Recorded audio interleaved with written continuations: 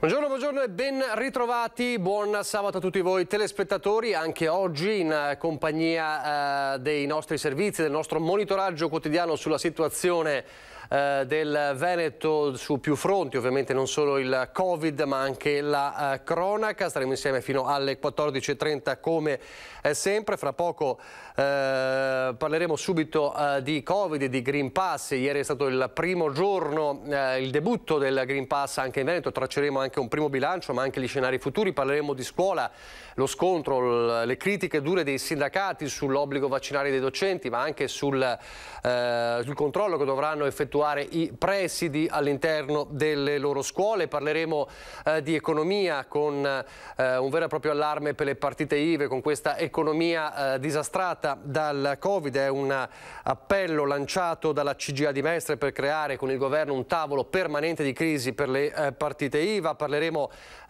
dei Novax e No Green Pass che tornano in piazza oggi a Padova, soprattutto, non solo a Padova, ma a Padova è prevista una manifestazione regionale.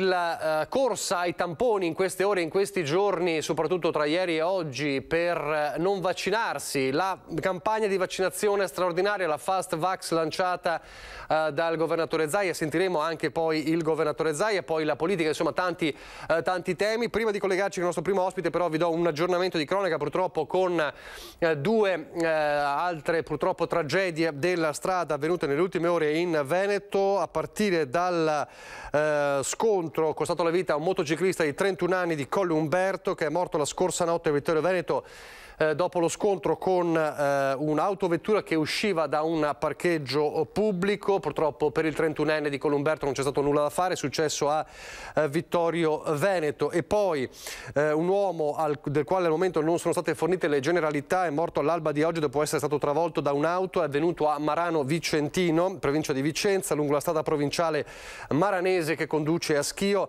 Da una prima ricostruzione l'uomo è stato travolto mentre percorreva la strada in bicicletta. I carabinieri sul posto per ricostruire la tragedia. E dobbiamo segnalare anche un altro grave incidente avvenuto poco fa a Casale sul Sile con un'altra persona travolta da un'auto. Le condizioni sarebbero molto gravi. Purtroppo è questo un report degli incidenti stradali che sono tornati a riempire le pagine dei giornali, anche i nostri servizi, tanti purtroppo i decessi, come tanti anche gli incidenti sul lavoro, e ne abbiamo parlato in questi giorni. Allora, il Green Pass ha fatto il suo debutto ieri in tutto il Veneto, abbiamo raccontato e poi vedremo anche in questa edizione straordinaria i servizi, alcuni dei servizi che avevamo proposto anche ieri: bar, ristoranti, palestre, piscine. Nella maggior parte dei casi la situazione è stata abbastanza tranquilla. Certo c'è una divisione tra i titolari, i gestori dei locali, tra il chiedere o meno il Green Pass, ma è andato tutto abbastanza liscio. Però il Green Pass, come sappiamo, è un provvedimento, è una misura che coinvolge più settori. Non coinvolge completamente gli alberghi, e questa è una notizia di qualche giorno fa che insomma ha dato un po' di respiro agli albergatori. Però abbiamo con noi proprio il presidente di Federalberghi Treviso, Giovanni Cher, che ringraziamo. Buongiorno. Buongiorno a tutti voi. Allora, vediamo di fare un punto fermo con lei proprio sul il Green Pass e gli alberghi. Cosa accade dalle 24 ore scorse in poi? Cosa accade? Quali sono le misure che vengono messe in campo negli alberghi? Intanto da uomo, da imprenditore, come ha visto il primo giorno di Green Pass in Veneto? Come lo giudica? Ma allora, il fatto che l'introduzione di questo Green Pass, diciamo, ha dei lati negativi e dei lati positivi. Una cosa è certa: se non ci vacciniamo da questa crisi non ne veniamo fuori. È vero che non è l'unico sistema, è vero che si possono diciamo, mantenere la sicurezza. Noi per esempio in albergo abbiamo sempre mantenuto tutte le normative e le procedure per avere la massima sicurezza nei nostri alberghi, no? Quindi con il nostro personale, ricordiamo che tutto il personale degli alberghi è stato una delle categorie che si è vaccinato subito, ovviamente, quindi abbiamo ormai la stragrande maggioranza, oltre il 90% dei nostri dipendenti che sono vaccinati, proprio per dare quella tranquillità: venite in Veneto, venite a Treviso, siete entrati nei nostri alberghi che sono covid free. Ovviamente il fatto di definire, e a noi alberghi, per dire la verità, ce l'hanno detto giovedì sera, che i clienti che dovevano andare a fare la colazione nei nostri ristoranti non dovevano avere il Green Pass, cioè magari averlo saputo un po' prima ci avrebbe fatto dormire con i sonni più tranquilli. Vi ha fatto ricordare un po' il vecchio sistema contiano delle notizie all'ultimo minuto? Del vecchio governo?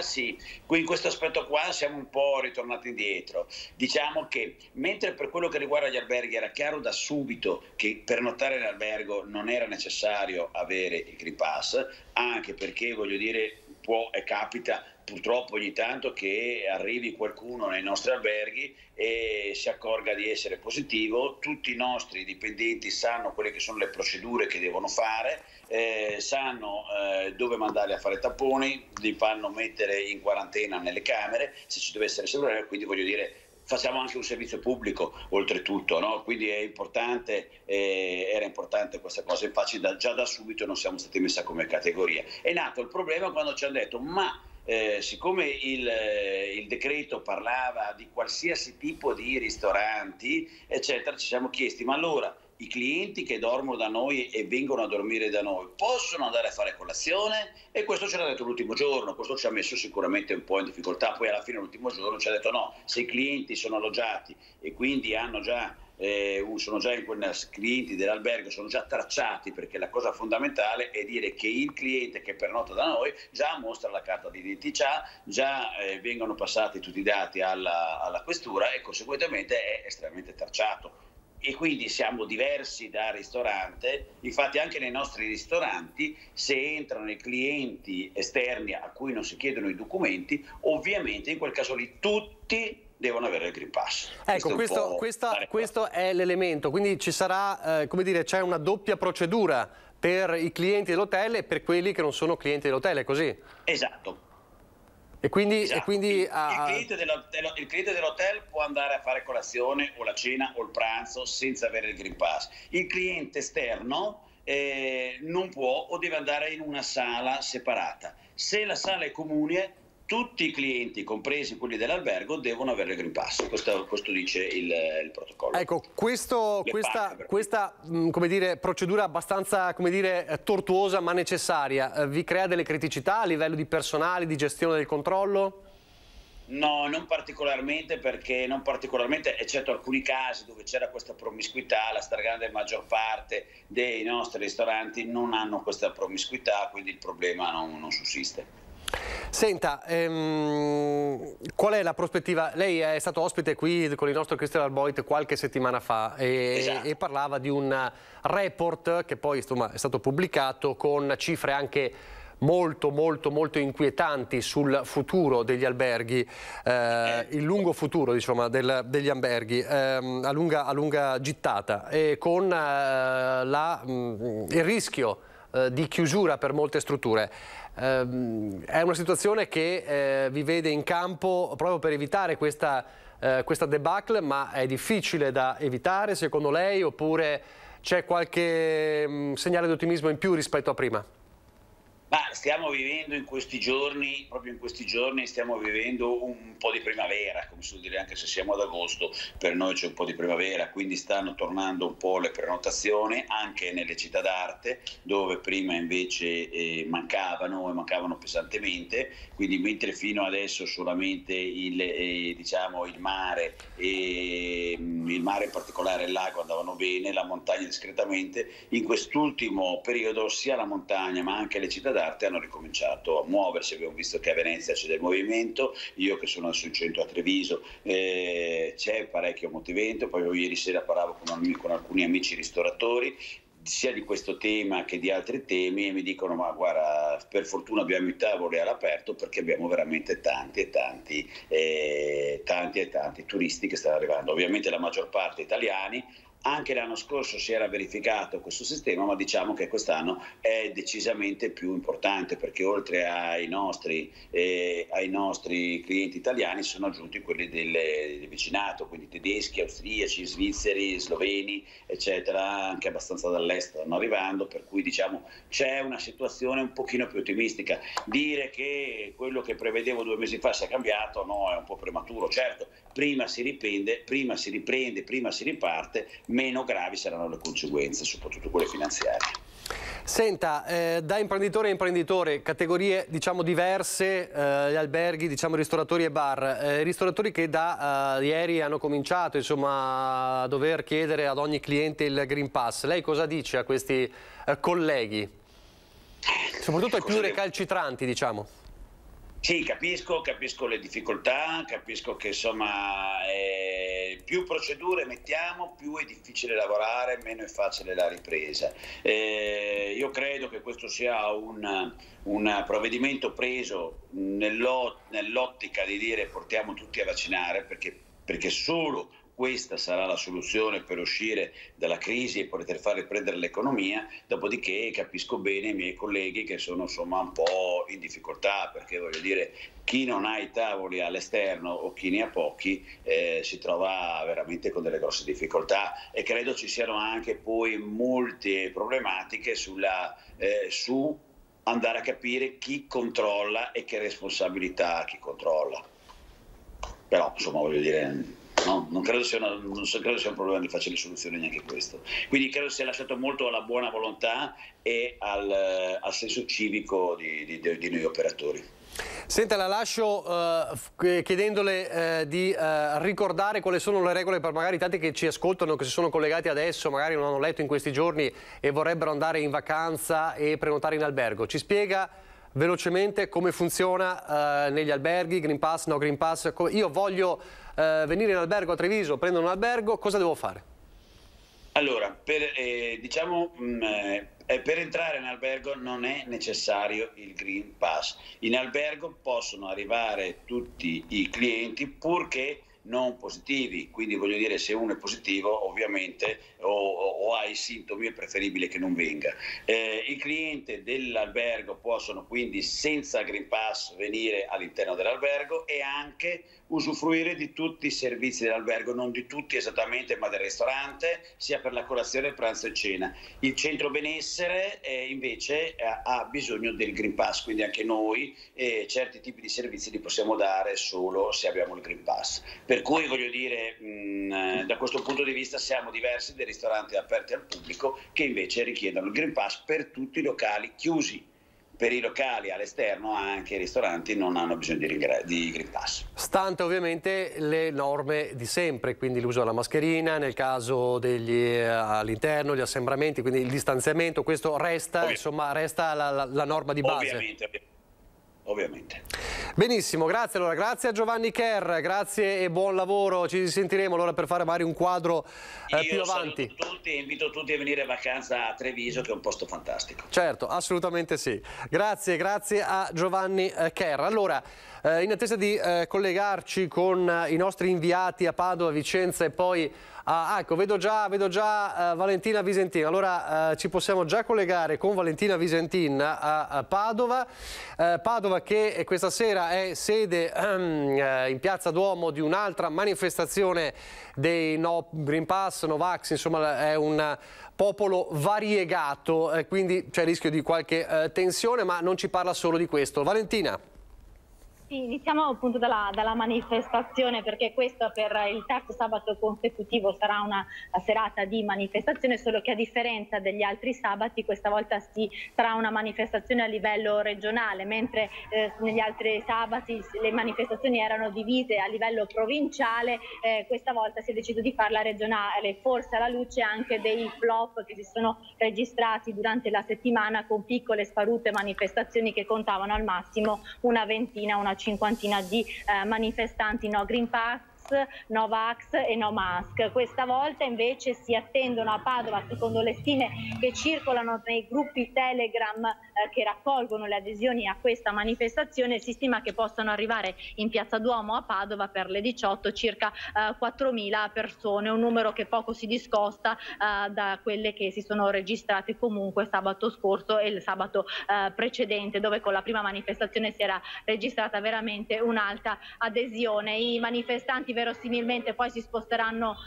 e faranno qualche piccolo corteo in città. Hanno scelto Padova perché comunque è una piazza molto grande e che dà visibilità a questo movimento. Circa 4.000 appunto le persone che prevedono appunto gli organizzatori di questa manifestazione. Dalla questura le indicazioni a tenere insomma la mascherina e le norme di distanziamento previste per contrastare il Covid. Vedremo poi se i manifestanti le attueranno. Comunque insomma abbiamo visto che nei sabati scorsi la manifestazione poi si è spostata fino a Prato della Valle. Vedremo se anche stasera appunto conterà questa adesione o se sarà più contenuta.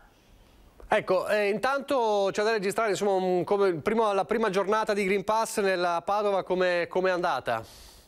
Allora, noi ieri abbiamo guardato, siamo stati ai musei civici padovani per capire un po' com'è andata, e lì veramente c'è stata sia da parte dei turisti che da parte della direzione del museo tutto è filato liscio, perché all'entrata con l'app si controllava il Green Pass e il documento di identità, e quindi sul fronte culturale tutto è andato bene.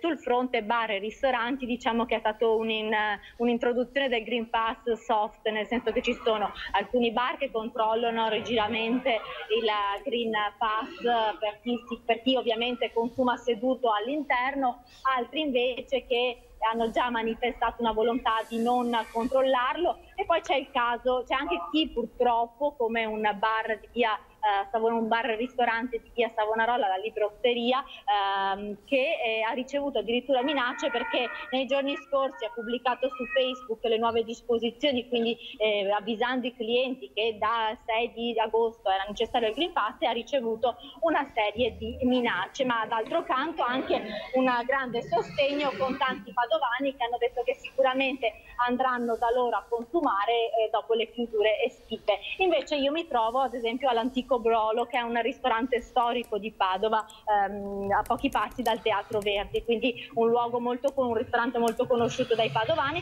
Qui c'è diciamo la terza via, perché il ristoratore ha deciso di mantenere solo i tavolini all'esterno e di chiudere la parte interna del ristorante, proprio per non dover imporre alla clientela il controllo del Green Pass. Ha detto il titolare che abbiamo appena intervistato, ha detto: io non sono contrario al Green Pass, dico solo che per molti esercenti come noi, soprattutto per i ristoratori, è difficile controllare tutta la clientela, e quindi al momento per il periodo estivo ha deciso di mantenere solo i tavolini esterni, proprio per non chiedere il Green Pass ai suoi clienti. Questa è una soluzione insomma, che è stata adottata da diversi locali, una terza via, insomma, quello di chiudere all'interno e di lasciare solo all'esterno. Ad esempio abbiamo raccontato ieri di una gelateria di San Zenone degli Ezzelini. Grazie grazie a Valentina Visentin, buon lavoro, la vedremo questa sera, poi stasera ci vedremo in collegamento in piazza Duomo a Padova per la manifestazione.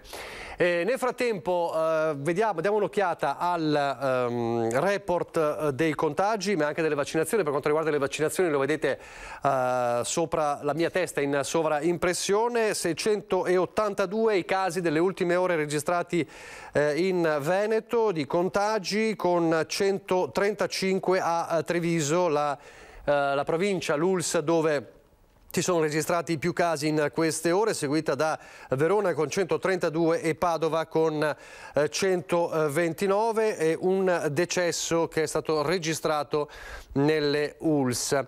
Adesso facciamo così, vi faccio vedere l'intervista realizzata poco fa dalla nostra Lina Paronetto a Pieve di Soligo, dove si trovava il governatore del Veneto Luca Zaia, si trovava all'inaugurazione della nuova pista ciclabile a Pieve di Soligo, nella zona della rotonda Bennett. Con lui abbiamo parlato della corsa ai tamponi proprio in queste ore, ne parleremo fra poco con i nostri inviati a partire da Christian Arboit ma anche con Luisa Bertini più tardi. La corsa ai tamponi per non vaccinarsi, insomma l'effetto Green Pass e la corsa ai tamponi che ha registrato anche diversi disagi ieri, soprattutto nel Bassanese. C'è il nuovo piano di sanità pubblica da aggiornare che riguarderà proprio i tamponi, ma non solo, ma il Presidente parla anche di altri temi come l'obbligo vaccinale per i docenti che in queste ore scatenano il dibattito. Allora sentiamo le parole del governatore Zaia di poco fa con Lina Paronetto.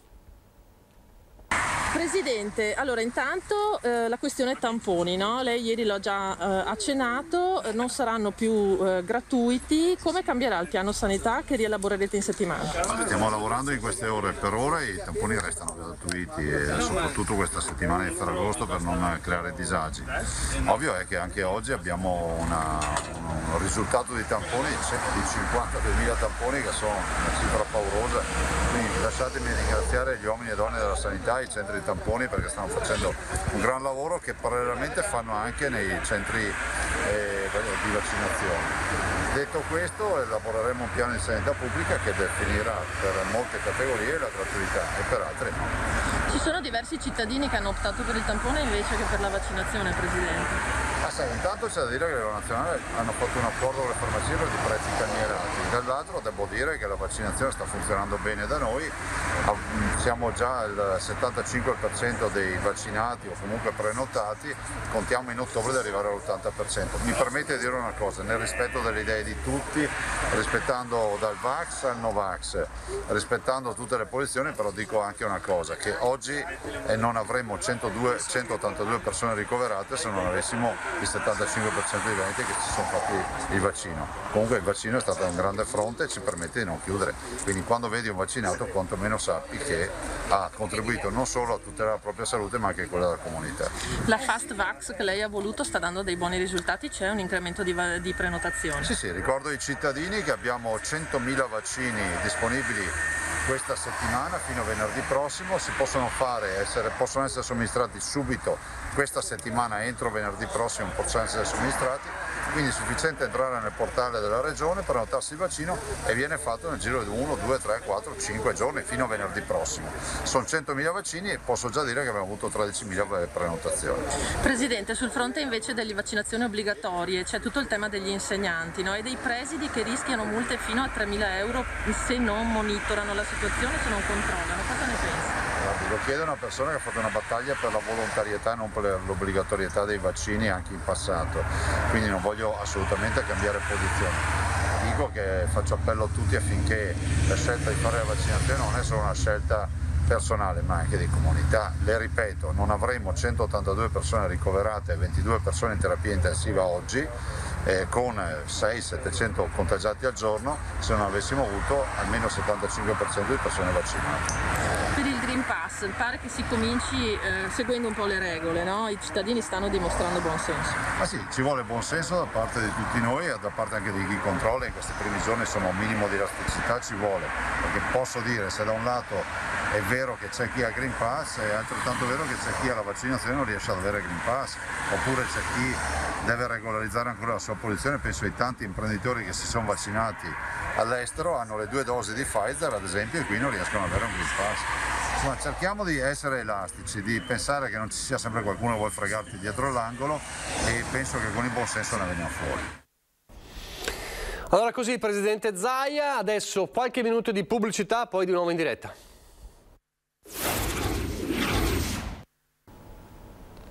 Rieccoci in diretta. Allora, come annunciato prima, ci colleghiamo con la nostra Luisa Bertini a Vicenza. Fra poco andremo anche a Mestre da Christian Arboit. Partiamo dalla corsa ai tamponi di queste ore. Luisa.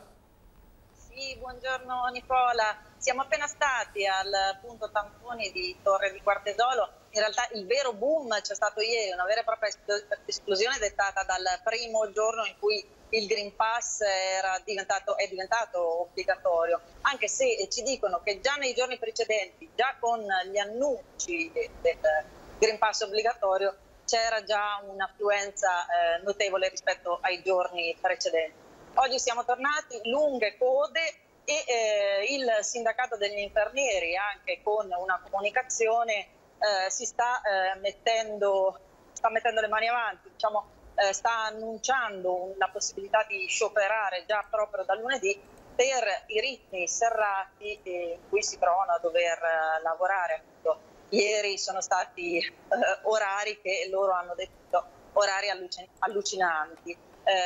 Una delle frasi, diciamo, che vi riporto, dice: siamo qui per garantire la salute e non per garantire il divertimento, perché attraverso questo tampone per accedere al Green Pass temporaneo loro, diciamo, hanno visto tanti ragazzi che ovviamente vanno là per poter poi godersi un po' il fine settimana, quindi tra cinema, tra serate a cena, e quindi dicono: noi non siamo qui per questo, il nostro ruolo è quello di garantire la salute di chi realmente è ammalato. Un po' questo ti riassumo il concetto che porterà nell'eventualità ad uno sciopero.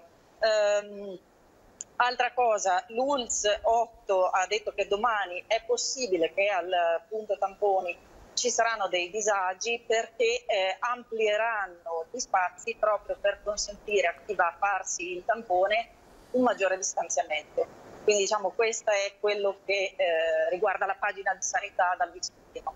Senti, che altro vedremo nel telegiornale di Vicenza questa sera? Ciao, che c'è la cronaca, perché stiamo cercando di capire, non so, anche di questo, purtroppo, di questa tragedia di Marano Vicentino, di quest'uomo che all'alba è stato travolto da un'auto in bicicletta. Poi ancora, immagino, il giorno dopo Green Pass. Com'è la giornata oggi nel Vicentino? Sì, la giornata in realtà, come anticipavi, è ricca di cronaca. Appunto, stiamo cercando di capire un po' le dinamiche di questo incidente che si è svolto all'alba. La vittima sembrerebbe un giovane travolto in bici a Marano Vicentino lungo la Maranese, quindi nel punto tra Marano e Schio, mentre conduceva la bicicletta all'altezza della multisala Starplex. I soccorsi, ovviamente, pur arrivando subito, non hanno potuto soltanto constatare la morte di quello che sembra un giovane, però ancora non conosciamo altro. Poi, sempre per quanto riguarda la cronaca, stamattina c'è stato un incendio, fortunatamente senza feriti, all'interno di un'azienda, l'incendio di un macchinario di prodotti gastronomici. Insomma, ci sono volute ore per spegnere l'incendio, però, ripeto, nessun ferito.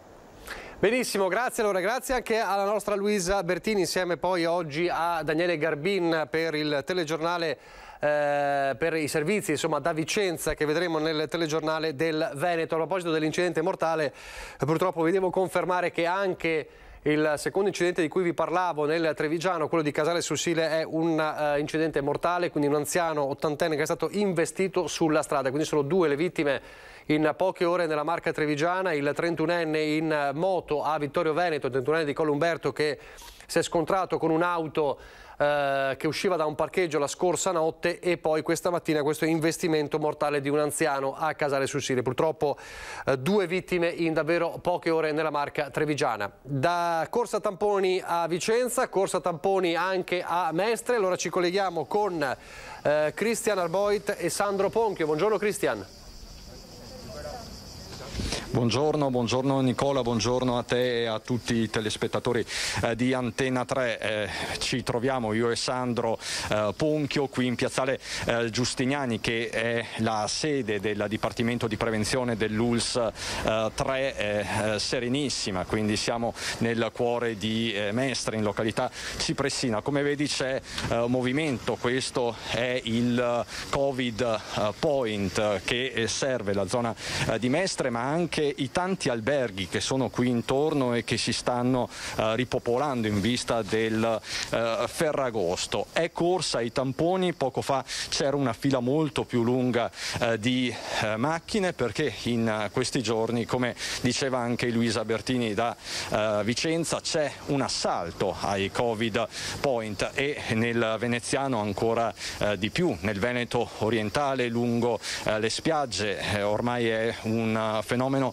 consolidato, anche perché sono cambiate le regole in Germania da 48 ore. Per rientrare in Germania i turisti hanno bisogno di un tampone e quindi c'è una vera e propria ressa in alcune località per avere il tampone. Questa mattina abbiamo parlato con diversi turisti tedeschi. Tupfer, così si chiama il tampone in Germania, ma anche turisti francesi. Qui il tampone si chiama Ecuvillon, quindi davvero è anche un discorso ormai che sta diventando culturale, turistico, come tra l'altro ieri dal Portogruarese ha sottolineato il presidente Zaia, dicendo che non ci sarà più modo di garantire a tutti i tamponi gratuiti, ma lo vedete anche dal movimento, tante le auto che stanno arrivando cariche di salvagenti, di valigie, e i turisti quindi che stanno prendendo d'assalto questi Covid point. Qui con noi c'è Francesco, buongiorno, tu sei mestrino e sei appena rientrato dal Trentino Alto Adige. Esattamente, sì, sono rientrato adesso e avevo intenzione appunto di effettuare il tampone rapido per vedere insomma che sia tutto a posto, perché l'ho fatto prima di partire e adesso rientrando insomma volevo accertarmi di questo, visto che il vaccino l'ho prenotato adesso per metà agosto, e quindi in attesa di quello insomma intanto faccio questo, ecco. E tu, ecco, ti chiedo l'età più o meno? 33 anni. Hai avuto difficoltà per prenotare il vaccino? È stato immediato? No, assolutamente. All'inizio ho prenotato, però comunque insomma basta accodarsi e semplicemente insomma fanno il tampone tranquillamente. Non sono state difficoltà insomma. Quindi in attesa del vaccino tieni monitorata la situazione con i tamponi? Certo, sì, assolutamente. E cosa ne pensi di tutto questo popolo Novax che in questi giorni si sta facendo particolarmente sentire? Sinceramente non sono d'accordo con loro. Però vabbè, ognuno ha il suo pensiero, però sicuramente insomma i numeri dicono che, insomma, che esiste e che insomma bisogna cercare insomma di cautelarsi insomma. Sei in attesa del tampone da quanto? Mi hanno detto da 20 minuti comunque, ecco, sì, quello I tempi tutto sommato molto. Tra poco dovrebbero darmi l'esito, ecco. Questa mattina, tra l'altro, grazie Francesco, i tempi di attesa sono stati tra l'ora e l'ora e mezza, ma adesso appunto la coda si è in qualche modo sfoltita. Qui c'è invece una comitiva di ragazzi dell'Europa, perché abbiamo diverse nazionalità presenti. Tu sei spagnolo? Sono spagnolo, sì. Ho provato a fare il tampone, ma mi hanno detto che no, perché sono straniero e solo lo fanno per gli italiani. Quindi adesso c'è la precedenza per gli italiani sostanzialmente, ma tu devi rientrare in Spagna, cosa? Non lo so bene perché non è una cosa molto chiara anche alla Spagna, ma io credo che devo fare un tampone, un test negativo per andare alla Spagna. Quando è che devi rientrare in Spagna? Domani devo andare. E c'è la necessità di un tampone? Sì. No, io credo che devo andare all'aeroporto o a qualcun posto dove lo fanno di pagamento, sai? Ma adesso andiamo. Le regole sono un po' confuse, diciamo a livello europeo forse. Perché la settimana scorsa mi hanno fatto qua il tampone senza nessun problema. E oggi invece? Oggi invece sì, ma proviamo altro posto, non c'è problema. Come ti chiami? José Maria. José, grazie mille. Ecco, come senti Nicola, cominciano a esserci queste problematiche che derivano proprio da un aumento esponenziale di questi tamponi. Chiedo anche a te, tu sei italiana? Sono italiana, io sono qui in veste di accompagnatrice e sì, siamo venuti a accompagnare mia sorella che anche lei deve tornare in Spagna e lei è riuscita a fare il tampone, adesso sta aspettando l'esito, e lui che oggi ha ricevuto la seconda dose del vaccino, quindi siamo tutti in comitiva. Quindi diciamo comunque siete monitorati e sicuri? Sì, noi abbiamo ricevuto loro due, entrambi la prima dose del vaccino, noi siamo entrambi coperti con tutte le dosi e quindi sì, siamo molto diciamo che ci teniamo a essere costantemente monitorati per la situazione anche adesso con la variante Delta. Diciamo che adesso la questione è anche burocratica, nel senso voi vi muovete in Europa e quindi dovete guardare un po' a tutti gli ordinamenti, a tutte le leggi che sono in vigore. Dobbiamo stare sempre attenti, va giorno per giorno, la situazione è sempre mutevole, quindi sì, dobbiamo stare al passo con le varie direttive e tenerci costantemente aggiornati. Parliamo con il nostro amico brasiliano, possiamo magari, Sandro, avvicinarci, se è possibile ovviamente. Ecco, tu quindi sei brasiliano? Sì, sono brasiliano. Del Brasile si è parlato tanto in questi mesi, com'è la situazione? Sì, la mia regione, Bahia, è un po' meglio. Però Brasile è un po' difficile la situazione in generale. Il Covid ha colpito duramente soprattutto alcune zone, tante anche le polemiche attorno a Bolsonaro. Tu personalmente cosa pensi? Penso che il governo non ha fatto il suo lavoro, per questo c'è questa situazione in Brasile. Voi siete tutti giovani, ma insomma mi sembrate molto responsabili nell'affrontare la questione, quindi quando si parla di movida selvaggia, giovani, feste abusive, voi cosa pensate? No, non mi piace questo, preferisco stare in casa e questo. Diciamo che voi rimanete ragazzi del mondo anche con tutte le misure di sicurezza del caso. Sì, claro, sì, certo. Tu devi rientrare in Brasile quando? No, vivo qua. Sì, abito qua. Quindi sei alla seconda dose? Sì, guarda. Eccolo. Sì, ho fatto un'ora fa. Quindi fra pochi giorni potrai avere il tuo Green Pass e muoverti liberamente. Sì, liberamente. Come ti chiami? Joao, grazie infinite ragazzi.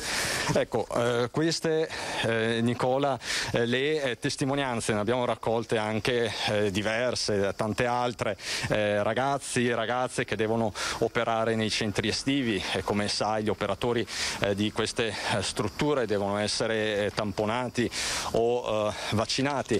Tante le famiglie, anche bambini e ragazzi che sono arrivati poco fa in monopattino, ma lo vedrai sempre stasera. Tra l'altro in queste ore l'ULSS 3 è uscita con una nota del direttore generale Edgardo Contato, che ha detto molto chiaramente che risulta sconfortante come molti inseguano la scelta condizionata del tampone. Condizionata da chi e da che cosa? Ovviamente dal Green Pass e dall'esigenza di muoversi, e quindi Contato dice, si appella ancora una volta alla cittadinanza perché si opti invece per la strada dei vaccini. Del resto ci sono 100.000 dosi disponibili a livello regionale, lo ha ricordato dal portogruarese, ne abbiamo parlato poco fa, il governatore Zaia. Per l'ULSS 3 è serenissima, parliamo di 13.000 dosi a disposizione a strettissimo giro di posta. Quindi l'appello dell'ULSS, delle autorità sanitarie, è sempre quello di vaccinarsi. Questa è la situazione quindi sul fronte allora volevo chiederti, questo è il fronte Covid. Questo è il fronte Covid. C'è un altro tema importante lanciato ieri nel nostro telegiornale che approfondirai tu oggi, che riguarda invece il MOSE, con lo stato di digitazione proclamato da CGIL, CISL e UIL per le 3 aziende che operano nel sistema MOSE, con agitazione molto forte e che potrebbe mettere a rischio anche l'utilizzo e la messa, diciamo, in opera del MOSE in autunno, quindi quando sarà fondamentale utilizzare il MOSE. Cosa ci puoi dire su questo? Esattamente.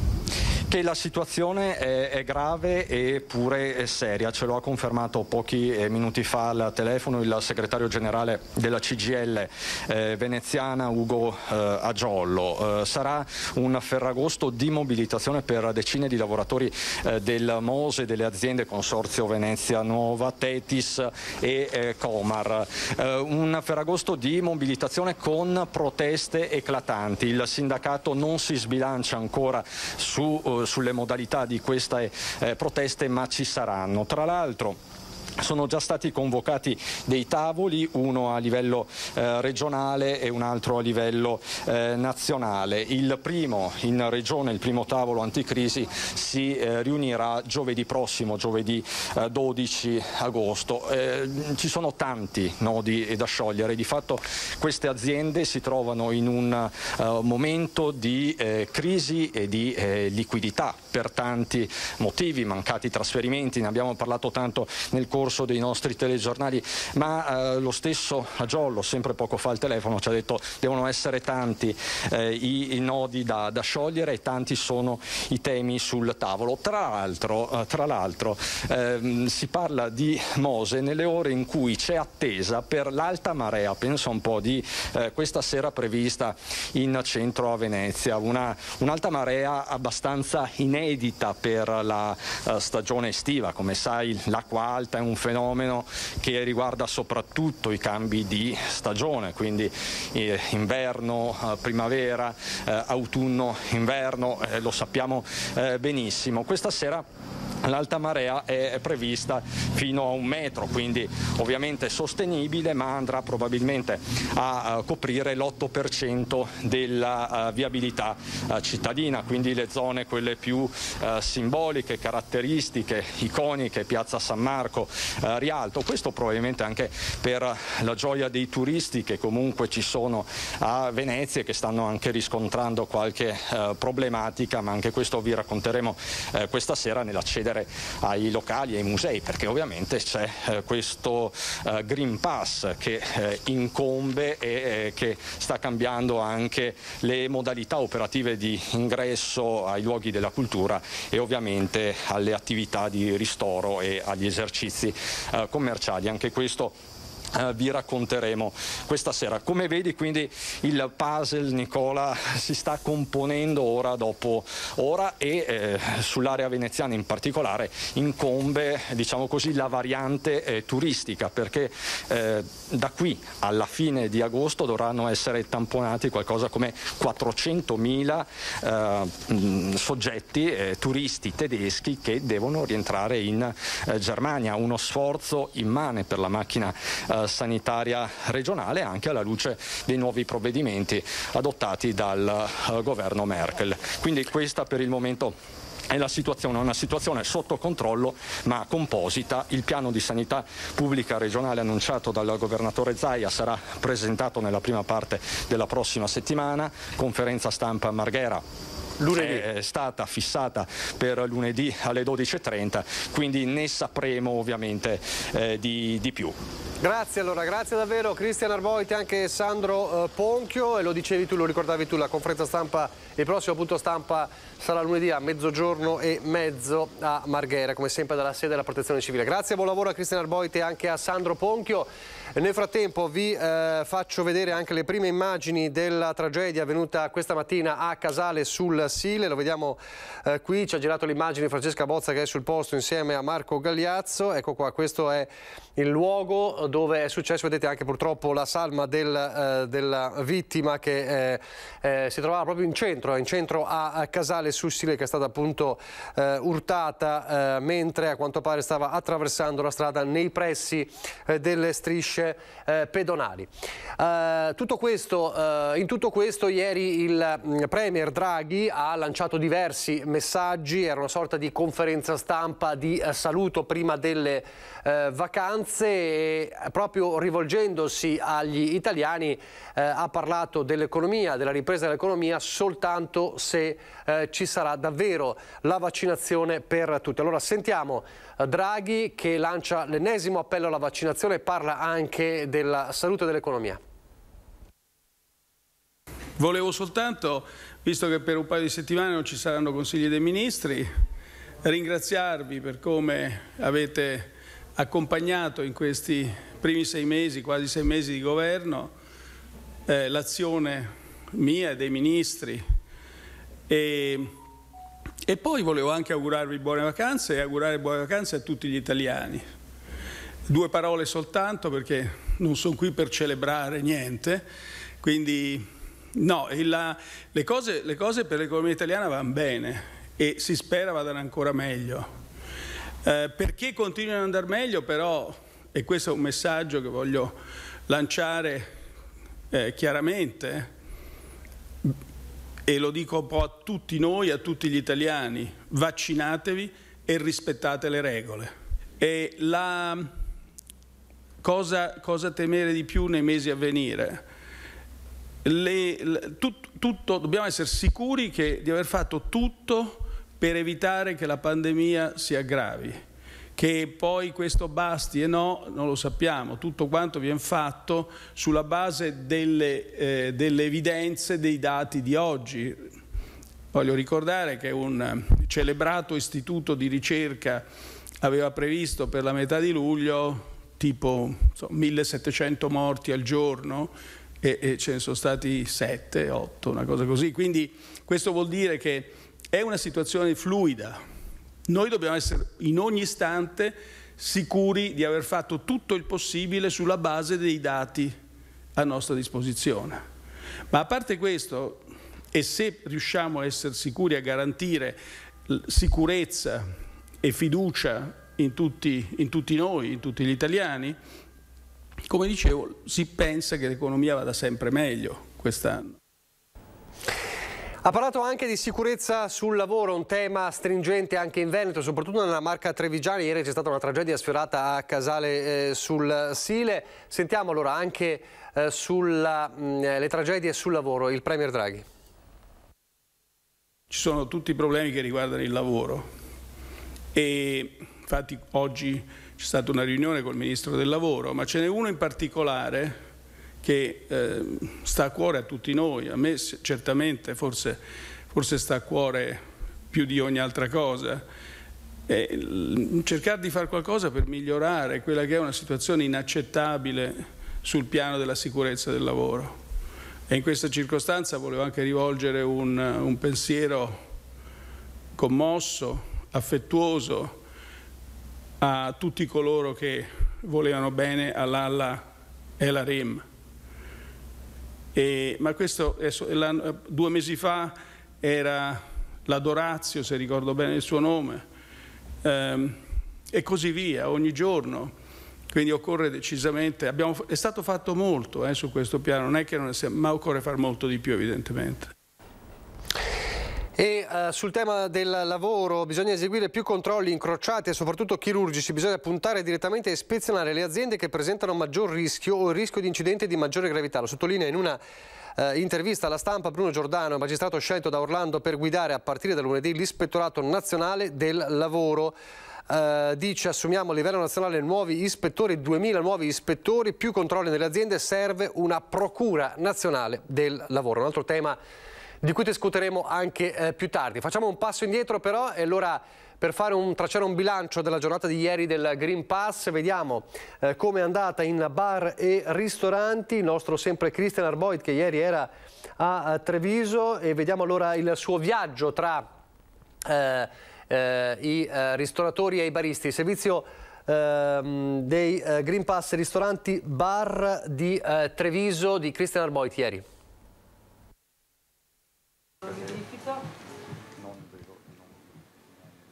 Il meccanismo tutto sommato possiamo dire è semplice. Sì, guarda, 3 secondi e neanche si attiva subito l'applicazione e si vede subito se ha il certificato del Green Pass. Fortunatamente c'è questa cosa che permette di non rischiare più ovviamente spiacevoli cose. E quindi anche di pranzare all'interno. Tranquillamente all'interno, esatto. Di per sé il meccanismo è semplice, bastano pochi secondi, la spunta verde indica se il cliente può o meno sedersi e consumare all'interno del locale, ristorante o bar che sia. Nel primo giorno di vigore del Green Pass gli esercenti trevigiani si sono per lo più attrezzati scaricando l'applicazione del Ministero. La validazione tramite smartphone consente di verificare sia i formati cartacei che digitali. Quanto ai clienti c'è chi esibisce il suo Green Pass su richiesta e chi già lo fa in automatico. Nessun problema, Nessun problema, no. Ho fatto tutte e 2 le vaccinazioni già da tanto spero che funzioni, insomma. Chi non ha ancora il Green Pass resta all'esterno senza particolari problemi, visto anche il clima, come questi ragazzi che stanno partendo per le vacanze in comitiva. Io ho fatto il tampone ieri, quindi comunque lo farò anche oggi con lui perché dobbiamo andare in vacanza. Quindi tu avresti il Green Pass ma mangi fuori? Sì, questo sì. Purtroppo dentro adesso vedremo come sarà in vacanza, magari faremo il tampone anche là. Noi siamo in 10 e tutti quanti hanno il Green Pass, io magari no, e magari io sono messo fuori. Quindi diciamo che adesso stai correndo ai ripari, ti vuoi vaccinare o non ti vuoi vaccinare? No, sì, quello sì, però per problemi tecnici non ho potuto. Ad aiutare in questa fase sono anche i plateatici, ma soprattutto la collaborazione dei clienti. Fortunatamente noi, avendo anche un plateatico all'esterno, i clienti sono anche soddisfatti, partecipano. Ma c'è anche chi dice no. La gelateria La Primula di San Zenone chiude le consumazioni all'interno. La vostra situazione sanitaria è una questione privata e di libera scelta, si legge in un post diventato virale. Dice di essere un ristoratore e non un controllore il titolare della storica osteria Due Mori di Treviso. Se io le mostro questo, signor Renato, che cosa mi dice? Le dico che quello è il Green Pass originale, uno può entrare dentro per legge. Personalmente io non lo chiedo. Se il cliente viene qua e mi dice andiamo dentro, io lo faccio accomodare, non le chiedo il Green Pass sicuramente. Faccio già fatica a fare il mio lavoro, il ristoratore, il controllore non lo faccio sicuramente. Da Treviso a Venezia, Luisa Bertini ieri ci ha raccontato com'è andata.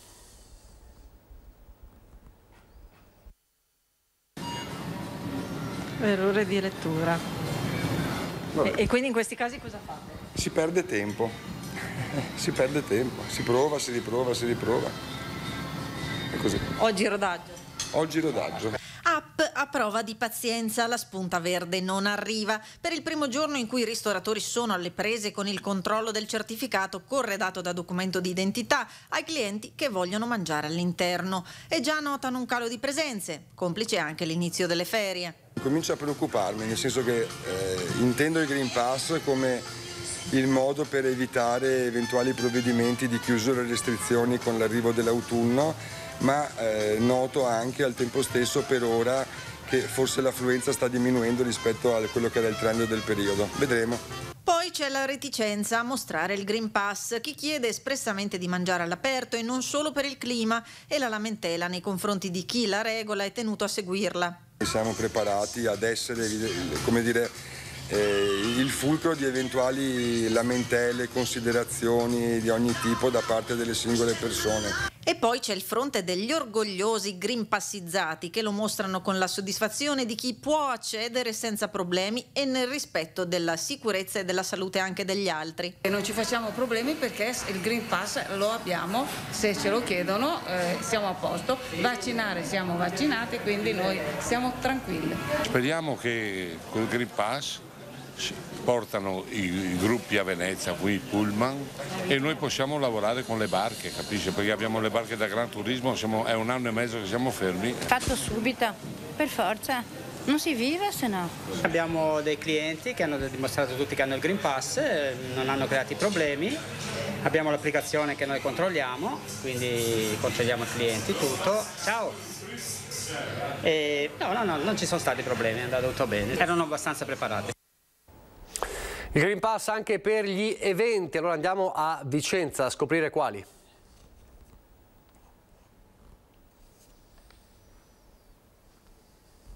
Il 6 di agosto scatta il famoso Green Pass obbligatorio. Lei è pronta ad esibirlo? Beh, io ce l'ho, pronta a esibirlo è una parola grossa, anche perché insomma non è che ha tanto senso che alcuni devono per forza richiederlo e altri no, quindi ci sono... Quindi era forse più per un'estensione obbligatoria, punto e basta? O tutti o nessuno, questo allora ha un senso. Sì, ce l'ho sul telefonino. Ed è d'accordo insomma che ci sia questa obbligatorietà? Cosa ne pensa? Il fatto che alcuni locali sì, altri no, altri... Trovo che sia una decisione positiva per ridurre appunto la circolazione del virus. Avevo già a marzo Covid e ho Green Pass, però io sono dalla Serbia che adesso sono arrivata qua, però non so se vale questo Green Pass, adesso appena devo vedere come vanno. E se lo chiedono se bisogna mostrarlo, pazienza. Sì, l'ho già fatto 2 volte oggi. Ah sì, dove l'ha fatto? Al bar e al ristorante adesso. Ma gliel'hanno chiesto? Sì, mi hanno chiesto. E come gliel'hanno scansionato? Con l'app del cellulare. Quindi insomma lei è tranquillo e secondo me per lei è importante? Sì, così ne veniamo fuori prima.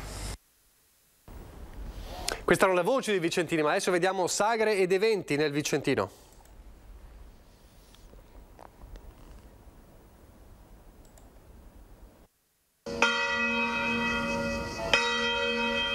È stata sempre una bella sagra e sempre tanta gente è venuta, quest'anno non lo so. La sagra di Debba, che si terrà dal 20 al 23 agosto, è l'unico evento del genere che quest'estate si svolgerà a Vicenza. Quest'anno la forza d'animo degli organizzatori ha prevalso per offrire agli appassionati l'opportunità di partecipare ad un evento che lo scorso anno era stato sospeso, come tutte le altre manifestazioni del genere, a costo di sobbarcarsi tutte le limitazioni anti-Covid, Green Pass compreso. Si stanno organizzando le modalità per il controllo, ma è chiaro che quest'anno sarà comunque un'edizione ridotta, a partire dal nome che da sagra diventa festa. La pista da ballo per cui è rinomata sarà esclusa, resta la parte gastronomica a consolare gli avventori. Le specialità sono i gnocchi e dopo ecco la famosa frittola che quest'anno purtroppo non ci sarà, però i gnocchi sicuramente è una specialità della sagra. Una grande sagra, un avvenimento per tutte le persone del paese che sperano quest'anno sia fatta. Gli unici eventi musicali organizzati nei quartieri sono stati il Gen Rock, che si è svolto a luglio al Parco Fornaci, e il Fair Rock in Parco Retrone, in programma nei primi giorni di settembre. Anche in questo caso gli organizzatori dovranno predisporre i nuovi controlli del Green Pass. Oggi si è svolto l'incontro con il Comune. L'amministrazione è ben contenta di portare a una normalità un quartiere e riproporre ai ragazzi che ormai da 2 anni non hanno più punti di riferimento e punti anche di svago all'interno della città, ha aiutato gli organizzatori a rimettere insieme questa festa, agevolandolo su plateatici gratuiti, agevolando sul rifiuti e sul servizio idrico per la festa. Naturalmente loro dovranno rispettare i canoni corretti del rispetto anche del quartiere, quindi la musica a mezzanotte deve essere finita. Adesso torniamo nel Padovano, prima della pubblicità, una lettera di 44 sindaci della Bassa Padovana alla Regione del Veneto per chiedere garanzie sul futuro dell'ospedale di Schiavonia, simbolo della lotta al virus e anche nei mesi cruciali della pandemia è diventato poi Covid Hospital. L'ospedale di Schiavonia non sia mai più Covid Hospital. La richiesta, fatta direttamente al presidente del Veneto Luca Zaia, arriva con una lettera firmata da 44 sindaci della Bassa Padovana. I primi cittadini chiedono chiarezza sul futuro dell'ospedale, che serve un bacino di circa 180.000 abitanti e che nei mesi clou della pandemia era stato trasformato in Covid Hospital, limitando o addirittura trasferendo determinate prestazioni mediche. Come sindaci abbiamo il dovere di porre alla sua attenzione le forti criticità che verrebbero a ricadere sul territorio se ancora una volta dovessimo subire la totale trasformazione del nostro ospedale in Covid Hospital, hanno scritto i 44 amministratori a Zaia. Questo territorio ha già pagato oltre ogni limite di sopportazione la mancanza di un ospedale per oltre 1 anno e mezzo. È doveroso oggi più che mai non ledere il diritto alla cura dei cittadini e trovare soluzioni per fornire risposte capaci a garantire attenzione a tutte le diverse patologie. Ora i sindaci attendono un incontro con il governatore e l'assessore alla salute Lanzarin. Intanto nei comuni padovani prosegue la campagna vaccinale. Secondo l'ultimo report, tra i paesi più virtuosi sul fronte vaccinazioni c'è Merlara, tristemente noto per i tanti morti di Covid nella sua casa di riposo. Tra immunizzati e prenotati la copertura è dell'83,8% dei cittadini. Bene anche Albignasego, dove con le prenotazioni si copre l'82% della popolazione. Fanalino di coda un altro comune, simbolo della pandemia, Vo, proprio il paese dove tutto è iniziato il 21 febbraio 2020. La percentuale di immunizzati e prenotati si ferma al 70,6% e non fa meglio il vicino Rovolon, in ultima posizione con il 67,9%. Adesso, dicevo prima, le previsioni del tempo per le prossime ore e poi la pubblicità. Torniamo in diretta subito dopo e parleremo di sport.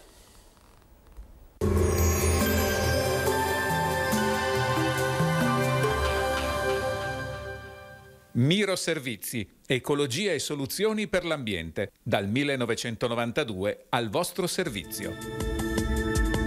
Bentrovati al meteo. L'anticiclone africano nel weekend si farà più forte, innescando una nuova ondata di calore. Sabato 7 agosto, tempo in prevalenza buono, ma vediamo insieme il dettaglio. Sul Veneto in giornata avremo un ampio soleggiamento con cielo sereno o al massimo poco nuvoloso.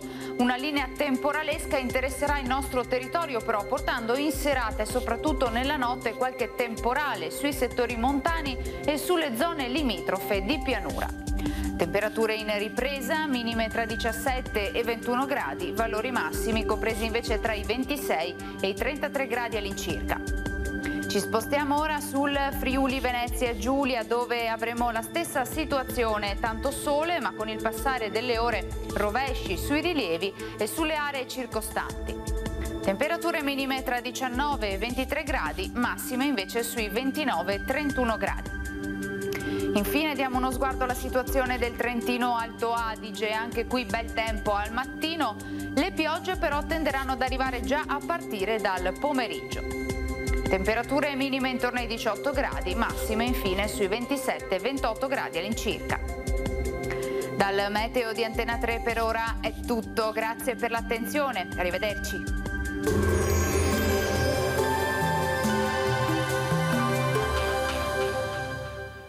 Miro Servizi, ecologia e soluzioni per l'ambiente, dal 1992 al vostro servizio.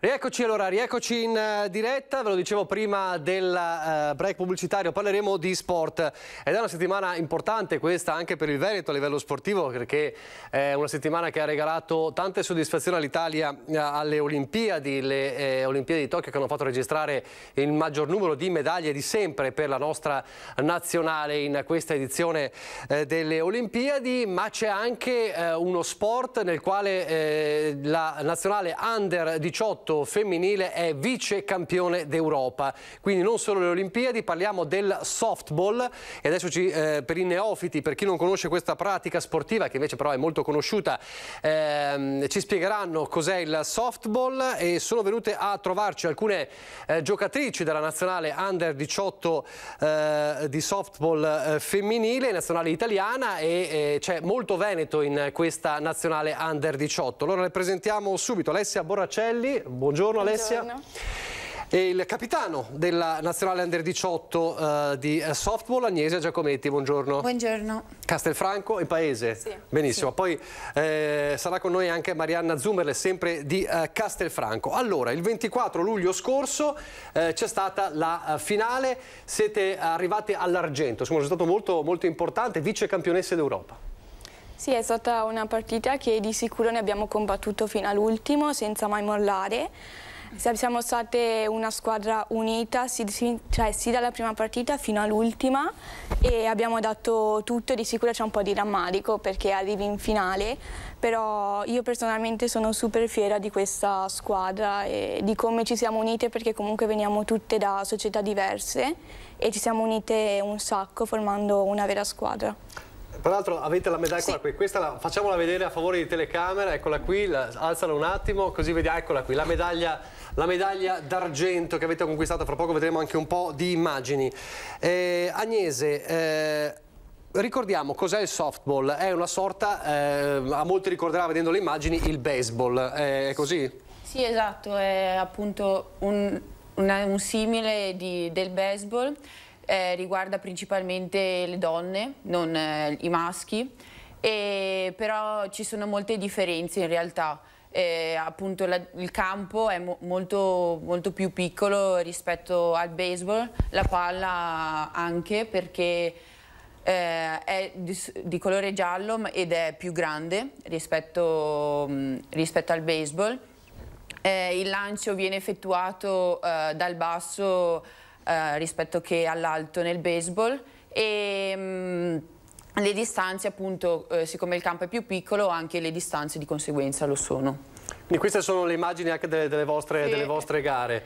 E come è nata questa passione, insomma, di questo sport particolare? Uno pensa spesso, insomma, ad altri sport. Ecco, il softball è particolare. Come è nata questa passione? Lo chiederò sia a te che poi al Io ho iniziato perché mio fratello giocava a baseball a Ponzano Veneto e quindi mi ha trasmesso questa passione perché andandolo a vedere, e ho iniziato giocando a baseball e poi ho incominciato all'età di 13 anni a giocare a softball.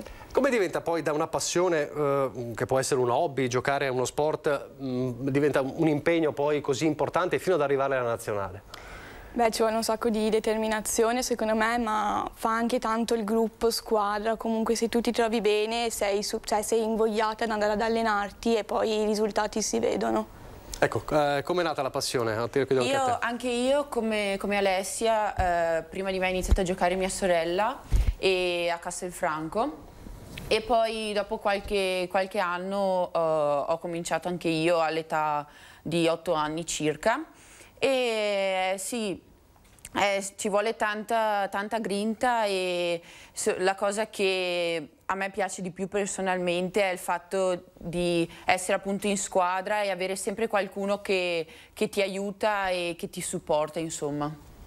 E quali sono state le difficoltà in queste europee? Insomma, parliamo di livelli molto alti.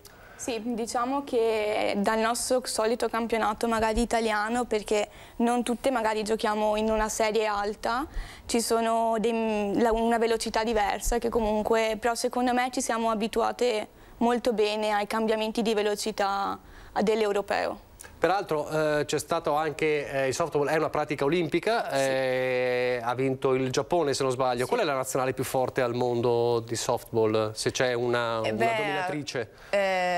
Di sicuro Giappone e America sono le nazionali più forti, perché vabbè, in America è come il calcio qui da noi, praticamente è lo sport principale. Il Giappone è da diversi anni che appunto milita nelle categorie, perché sì, lì viene fatto un gioco molto più veloce anche soprattutto di quello che si gioca in Italia. E difatti le giocatrici giapponesi sono molto veloci e molto, sì, insomma, questo.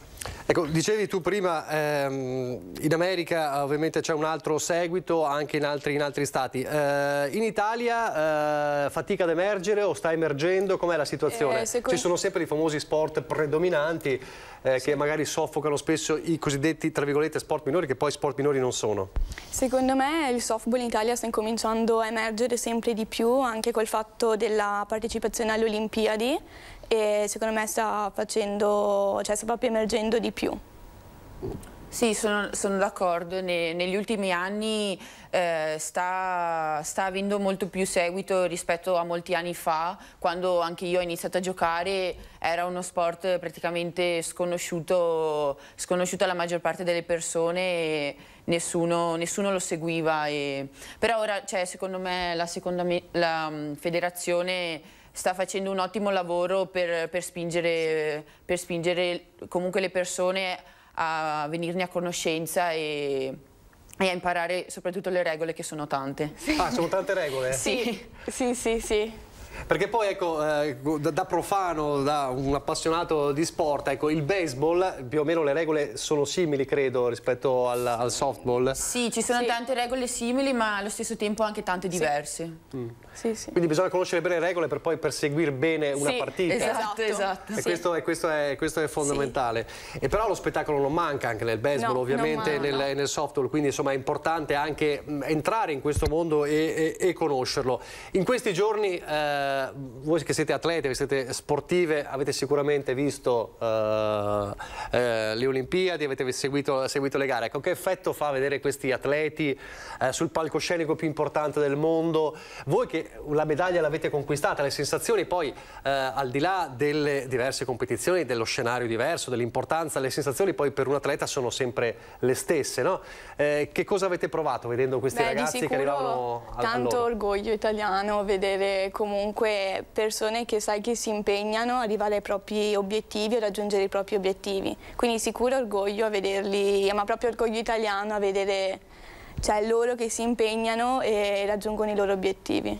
E peraltro poi quando ci sono le Olimpiadi è un discorso che si fa ogni 4 anni, e poi i grandi risultati, quest'anno sicuramente risultati straordinari anche rispetto ad altre Olimpiadi, si dice sempre si guarda, si festeggia, poi però gli sport delle Olimpiadi, al di là di calcio o basket, vengono dimenticati, accantonati, si fa il tifo per le poche settimane, e poi del karate per esempio o di altre discipline non si parla più, ed è forse una sofferenza, no, per quelle pratiche che non sono calcio e basket. Certo, perché secondo me, appunto come dicevo, se non c'è la spinta a far vedere anche gli sport minori, rimarranno sempre degli sport minori, perché non ci sarà mai il seguito che c'è per il calcio, per il basket o per la pallavolo per esempio.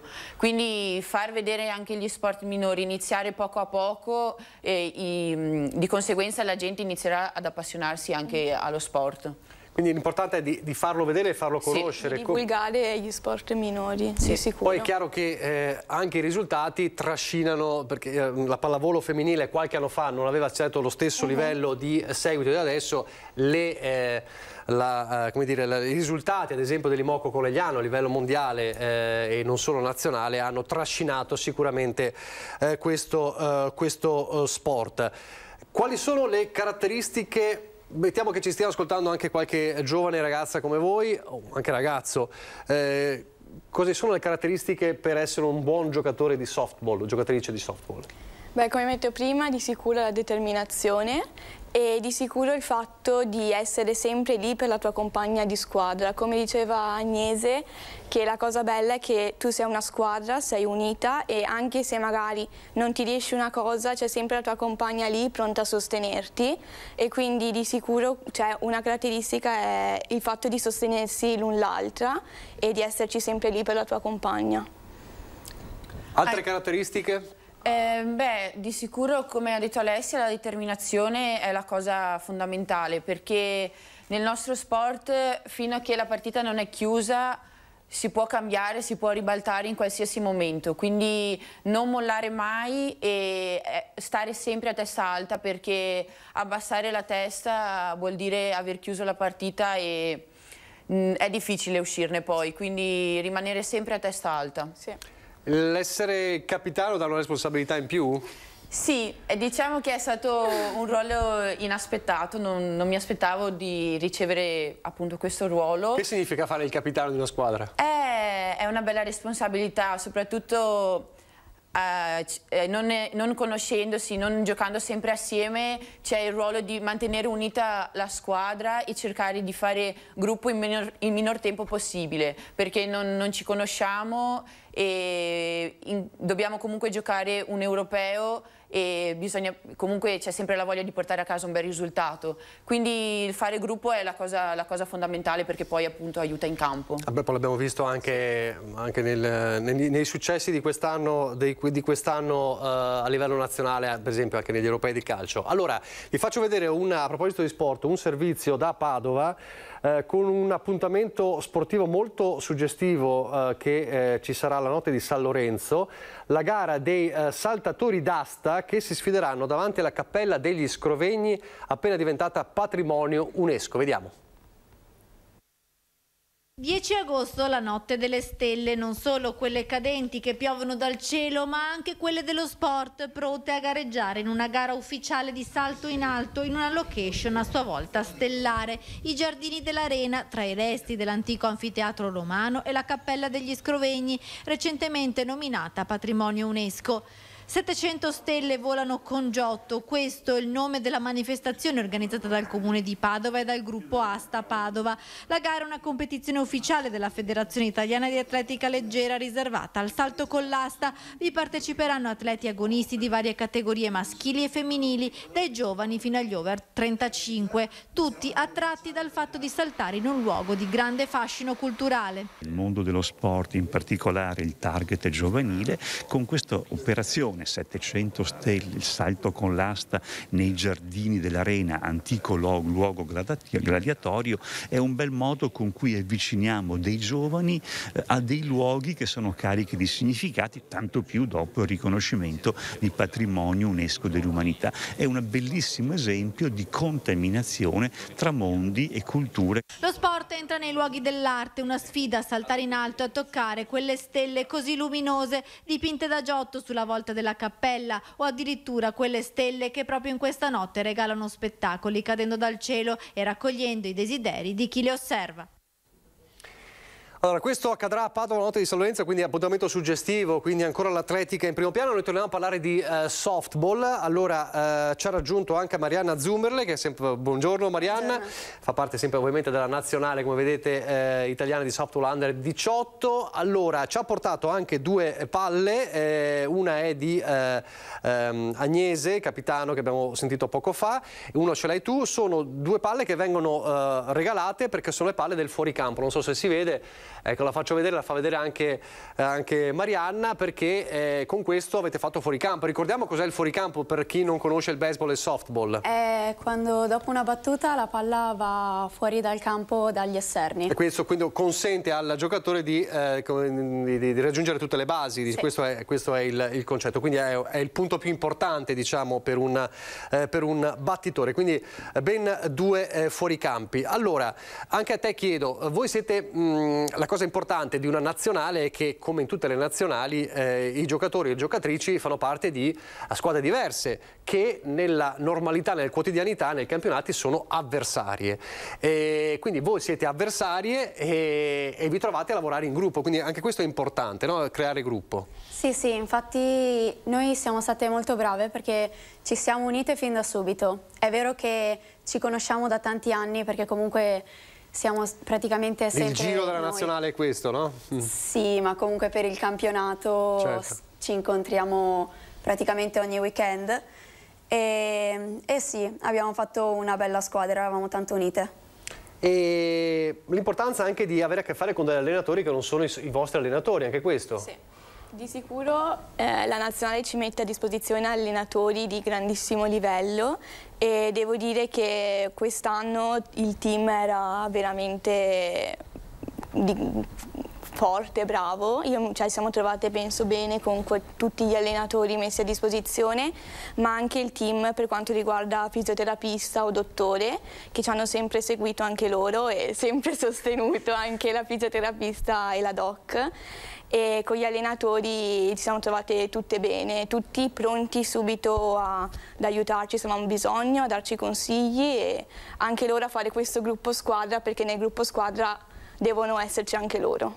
C'è un aspetto fisico, ovviamente, di allenamento fisico, c'è un aspetto molto importante, mentale, spesso a volte anche più importante di quello fisico. Come ci si prepara a una finale europea? Allora, intanto ci sono modi diversi, immagino, di affrontare una finale, anche scaramanzie credo diverse, però sì. Insomma, a livello mentale, la sera prima che accade? Si dorme, non si dorme? Allora, ovviamente bisogna essere ben riposati per la giornata dopo.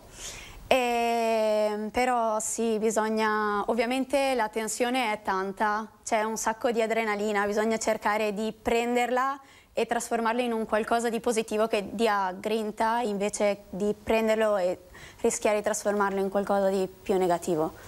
Ecco, anche a te chiedo, insomma, come si arriva? Si cerca di dormire assolutamente. Poi nel softball ne abbiamo un po' una tradizione. Diciamo che prima della partita tutte noi ci facciamo delle trecce e quindi c'è il momento trecce per poi andare in partita con la grinta giusta, assolutamente. Vi chiedo un aspetto di essere molto semplici tecnicamente. Ci spiegate quali sono i ruoli e quali ruoli giocate voi?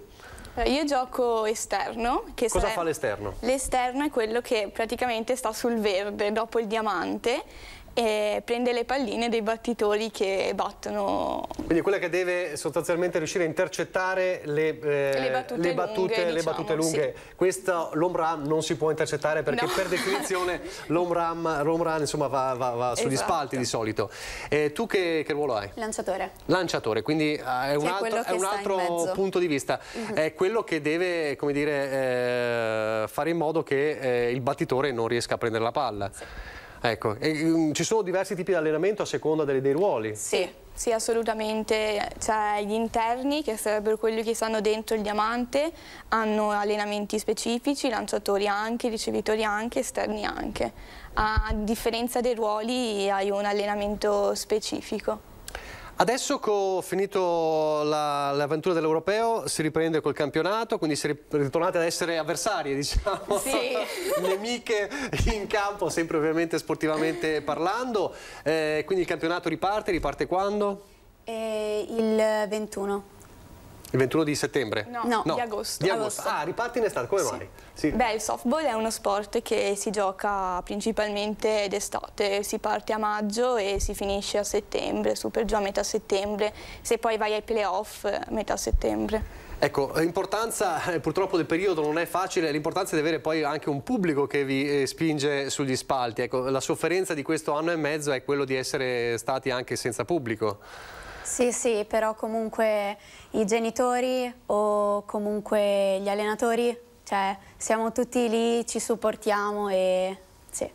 E quindi insomma c'è questa la forza comunque del gruppo che emerge. Allora io ringrazio davvero le nostre ragazze che ci hanno fatto davvero onore, perché nazionale italiana, vice campione d'Europa di softball, e ovviamente magari ci risentiremo anche per capire i prossimi impegni della nazionale e anche i prossimi impegni del campionato. Ringrazio Marianna Zummerle, grazie davvero, ringrazio Alessia Boraccelli, ringrazio anche Agnese Giacometti, capitano della nazionale, che ci hanno fatto conoscere questo sport davvero particolare. Quindi seguitelo, scopritelo se non lo seguite, se non lo conoscevate, perché è un'altra delle nostre frecce al nostro arco, della nostra nazionale, della nostra Italia sportiva, che quest'anno davvero sta dando tante soddisfazioni. Grazie ragazzi, adesso noi torniamo a parlare di Covid, fra poco avremo i nostri ospiti politici e vediamo qual è la situazione del trasporto. Ieri abbiamo sentito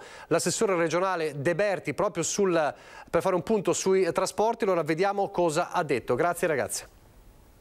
Dal 1° settembre obbligo di Green Pass per salire a bordo dei mezzi a media e lunga percorrenza, non sarà invece necessario per il trasporto pubblico locale. È la decisione presa ieri dal governo, che ha anche rivisto l'aumento della capienza per i treni dal 50 all'80% per la lunga percorrenza, stesso volume di passeggeri per i treni regionali in zona bianca. Sono l'80% anche per i treni regionali. Lo scorso anno le aziende di trasporto hanno fatto i miracoli, ricorda l'assessore De Berti. Hanno avuto 15 giorni di tempo per adeguarsi. Ora, sapendo già la capienza, avranno oltre un mese a disposizione per reperire i mezzi necessari.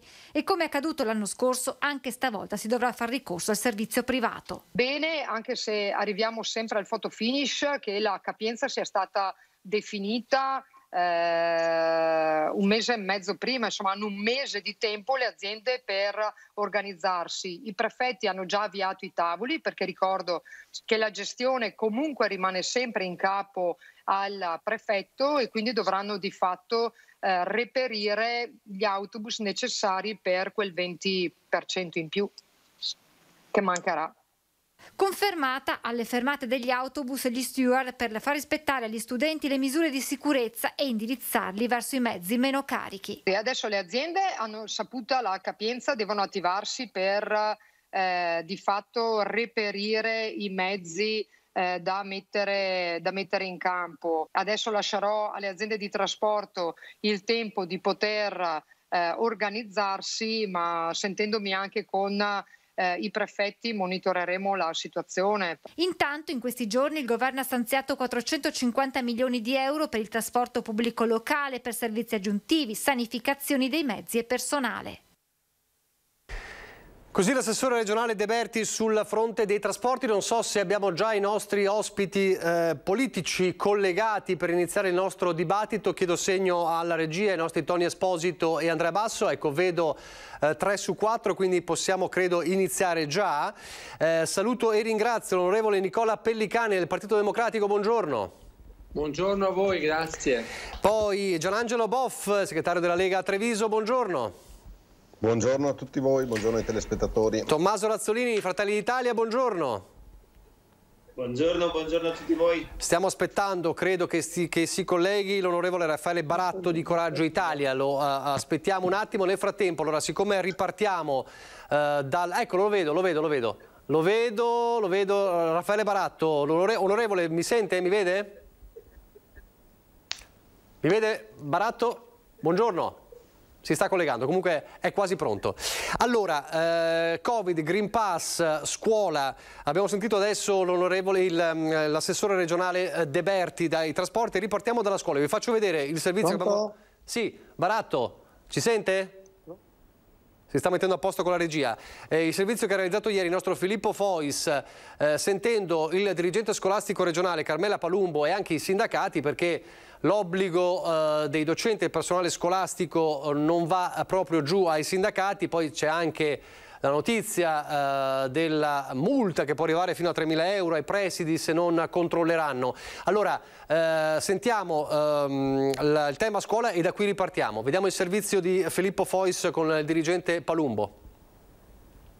Sul Green Pass per il personale scolastico il governo si è mosso in termini discutibili e per alcuni aspetti inaccettabili. Tra le prese di posizione più forti contro il provvedimento c'è quella assunta a livello nazionale dalla CISL Scuola, non tanto per la scelta in sé, ha chiarito la segretaria Maddalena Gissi, ma perché le misure previste per chi non ha il Green Pass, sospensione senza stipendio a decorrere dal 5° giorno, sono definite da giustizia sommaria. Anche da Venezia la segretaria generale della FLC CGIL Giuseppina Signoretto pone dei distinguo. Per noi la risoluzione dei problemi della scuola in questo momento non è il Green Pass, ma è l'aumento dell'organico e la diminuzione degli alunni per le classi. Bisogna affrontare l'edilizia scolastica, bisogna affrontare il discorso dei mezzi pubblici. Non è il Green Pass che può risolvere il ritorno a scuola in presenza e risolvere tutti i problemi.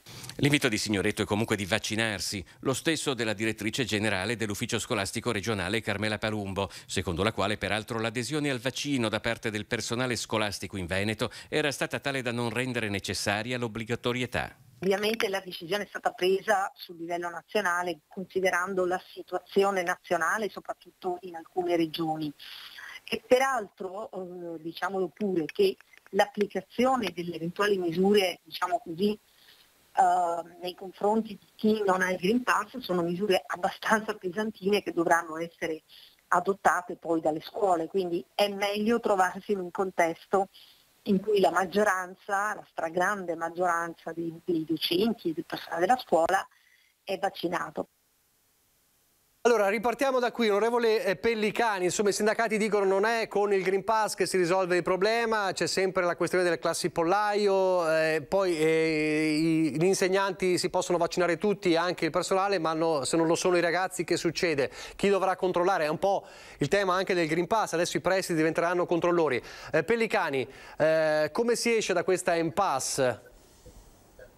Ma intanto bisognerà appunto entrare un po' a regime, anche metabolizzare bene la legge e il decreto appena approvato. Credo però sì che ci voglia un po' di buonsenso, ma anche un po' di questo riguarda non solo le scuole, ma credo tutto il mondo del lavoro. Insomma, non può essere frutto di accordi pattizi tra le parti, ma ci deve essere una legge appunto che regola un po' tutto. Penso anche agli ingressi nelle aziende rispetto agli ingressi nelle mense, cioè ci vuole il governo deve chiarire meglio alcuni passaggi e poi dobbiamo anche dire che siamo ancora in un rinnovato stato di emergenza che però non può durare evidentemente all'infinito, e quindi noi ci auguriamo che il virus ovviamente sparisca il prima possibile, ma in questa fase di convivenza dobbiamo anche trovare un giusto equilibrio che garantisca anche le giuste libertà di tutti. Boff, cosa dice?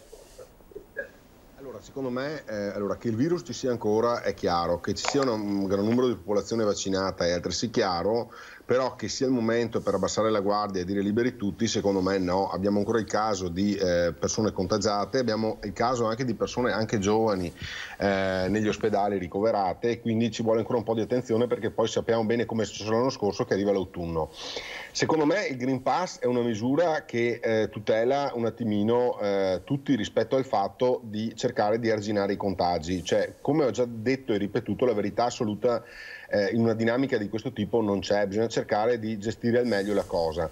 Il Green Pass, voglio dire, molti associano il Green Pass alla vaccinazione. Vorrei dire che il Green Pass è anche una tutela per chi decidesse, come la Costituzione prevede liberamente, di non sottoporsi alla vaccinazione, perché il Green Pass non lo riceve solo chi è vaccinato, ma anche chi nel giro delle 48 ore precedenti ha un tampone negativo. Pertanto è giusto che nelle situazioni pubbliche dove ci sono scuole, dove ci sono aggregazioni eccetera, l'insegnante che decide di non vaccinarsi si deve sottoporre al tampone ogni 2 giorni e garantire di accedere alla scuola essendo negativo. Ma penso che questo sia un regime, e non vale solo per la scuola, vale anche per tantissime altre realtà, vedi le case di riposo eccetera, e ritengo che sia una misura di buon senso, nel senso che in qualche modo questa dinamica del virus che si diffonde la dobbiamo governare.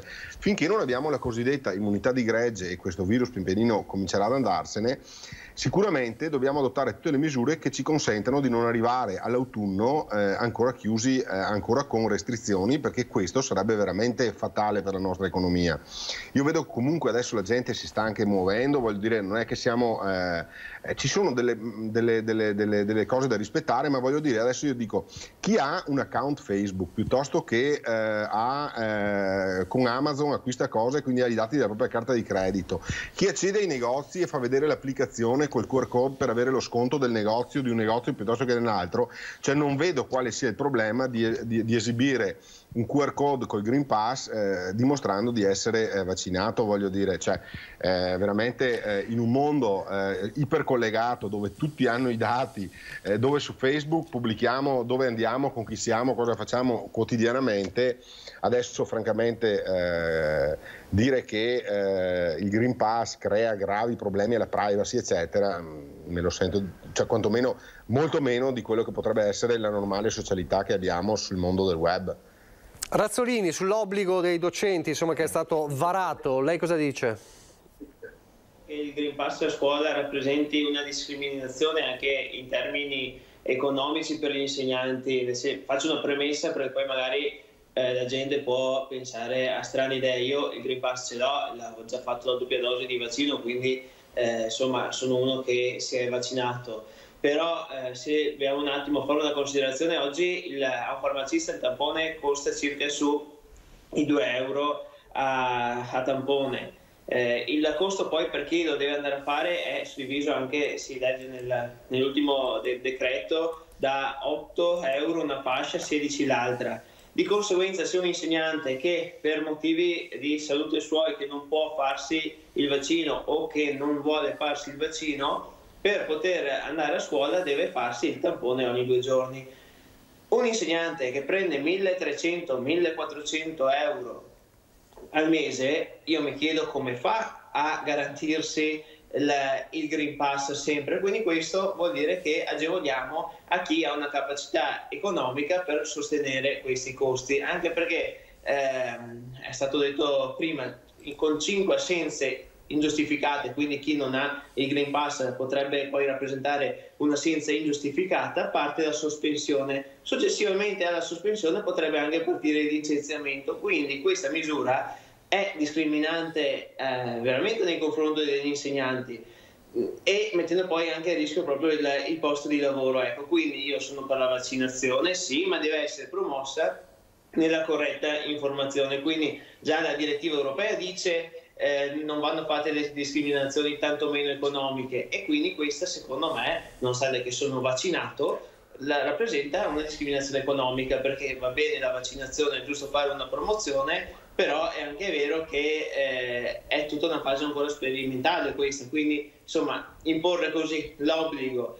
e chi non è vaccinato con tutta una situazione di Green Pass, dentro il ristorante non ci puoi stare, questo non lo puoi fare, cioè, comunque è una volontà implicita nel spingere ad obbligare a fare la vaccinazione. Secondo me uno si deve vaccinare perché si sente che deve farlo il vaccino, non perché gli viene imposto. Ecco, io me lo sono fatto perché se mi sentivo comunque che era giusto e corretto farlo, però questo deve essere fatto una promozione e fatta bene, insomma, ecco, quindi uno deve essere libero di potersi vaccinare, anche perché comunque stiamo parlando di una fase ancora sperimentale, nel senso che è una malattia, che è una pandemia che c'è da 1 anno e mezzo, quindi ci sono vaccini che hanno comunque tutta una storia dietro, una ricerca. Qui stiamo ancora su una fase sperimentale, quindi insomma chiederei. Insomma, lei dice, lei capisce i dubbi, non ha dubbi perché se l'è fatto, ma capisce i dubbiosi, questo è il concetto. Capisco che oggi per motivi dei suoi dubbi o per motivi proprio perché non può farlo, perché anche l'altro giorno era uscito, no, l'ex governatore Illy del Friuli Venezia Giulia, che lui, povero, si è dato disponibilità per approvare il vaccino, mi pare fosse quello italiano. Adesso, finché non finisce quella carica lì del vaccino, lui non può andarsi a fare un altro vaccino, però non ha il Green Pass. Cioè, quindi praticamente anche lui, che è un imprenditore che ha bisogno di portare avanti, fare incontri, avere tutta una serie di situazioni dove in questo momento chi non ha il Green Pass non ne può fare, è a rischio di mettere proprio il proprio lavoro e non solo a repentaglio, perché si è dato disponibile a fare un'esperimentazione sulla vaccinazione. Cioè, anche queste sono situazioni un po' da inquadrare e da agevolare, perché ovviamente non è che sì, insomma, si è dato disponibile per la ricerca, per l'innovazione, però qua insomma poi si è chiuso un po' una fregatura, ecco, questo non va bene, quindi insomma bisogna fare un po' di attenzione su tutto ciò, perché è ancora una fase comunque di sperimentazione, quindi ecco, dico attenzione a non discriminare, perché sì, ecco, questo non va bene, insomma. Baratto, onorevole Baratto, lei cosa dice? C'è discriminazione? Restiamo sulla scuola, per esempio, per i prof, per il personale scolastico, oppure è necessario, altrimenti non si riesce a affrontare l'avvio dell'anno scolastico? Beh, grazie, buongiorno per l'invito. Credo che sia assolutamente importante guardare in maniera un po' diversa del passato, anche perché abbiamo passato 34 mesi che è stato un disastro. Abbiamo parlato tutti che gli alunni devono assolutamente tornare in aula, perché mi sembra che tutti quanti su questo fin qualche settimana fa eravamo d'accordo, anzi che gli alunni devono avere di nuovo il contatto con il suo compagno di classe, con i professori, tutto quanto. Credo che se la soluzione può essere questa, è meglio che guardiamo davvero avanti, altrimenti se ogni volta che si trova una soluzione si va a contestarla, credo che davvero non andiamo da nessuna parte. Credo che sia importante procedere per questa direzione, ma anche perché lo dimostrano i fatti. Se noi pensiamo che 1 anno fa le case di riposo erano disastrate, okay, perché le aree erano disastrate. Una volta entrati i vaccini, oggi le case di riposo tutto sommato vanno anche bene, okay? Ci sarà un motivo, voglio dire, i vaccini avranno dato un risultato credo positivo, lo possiamo dire tutti questi.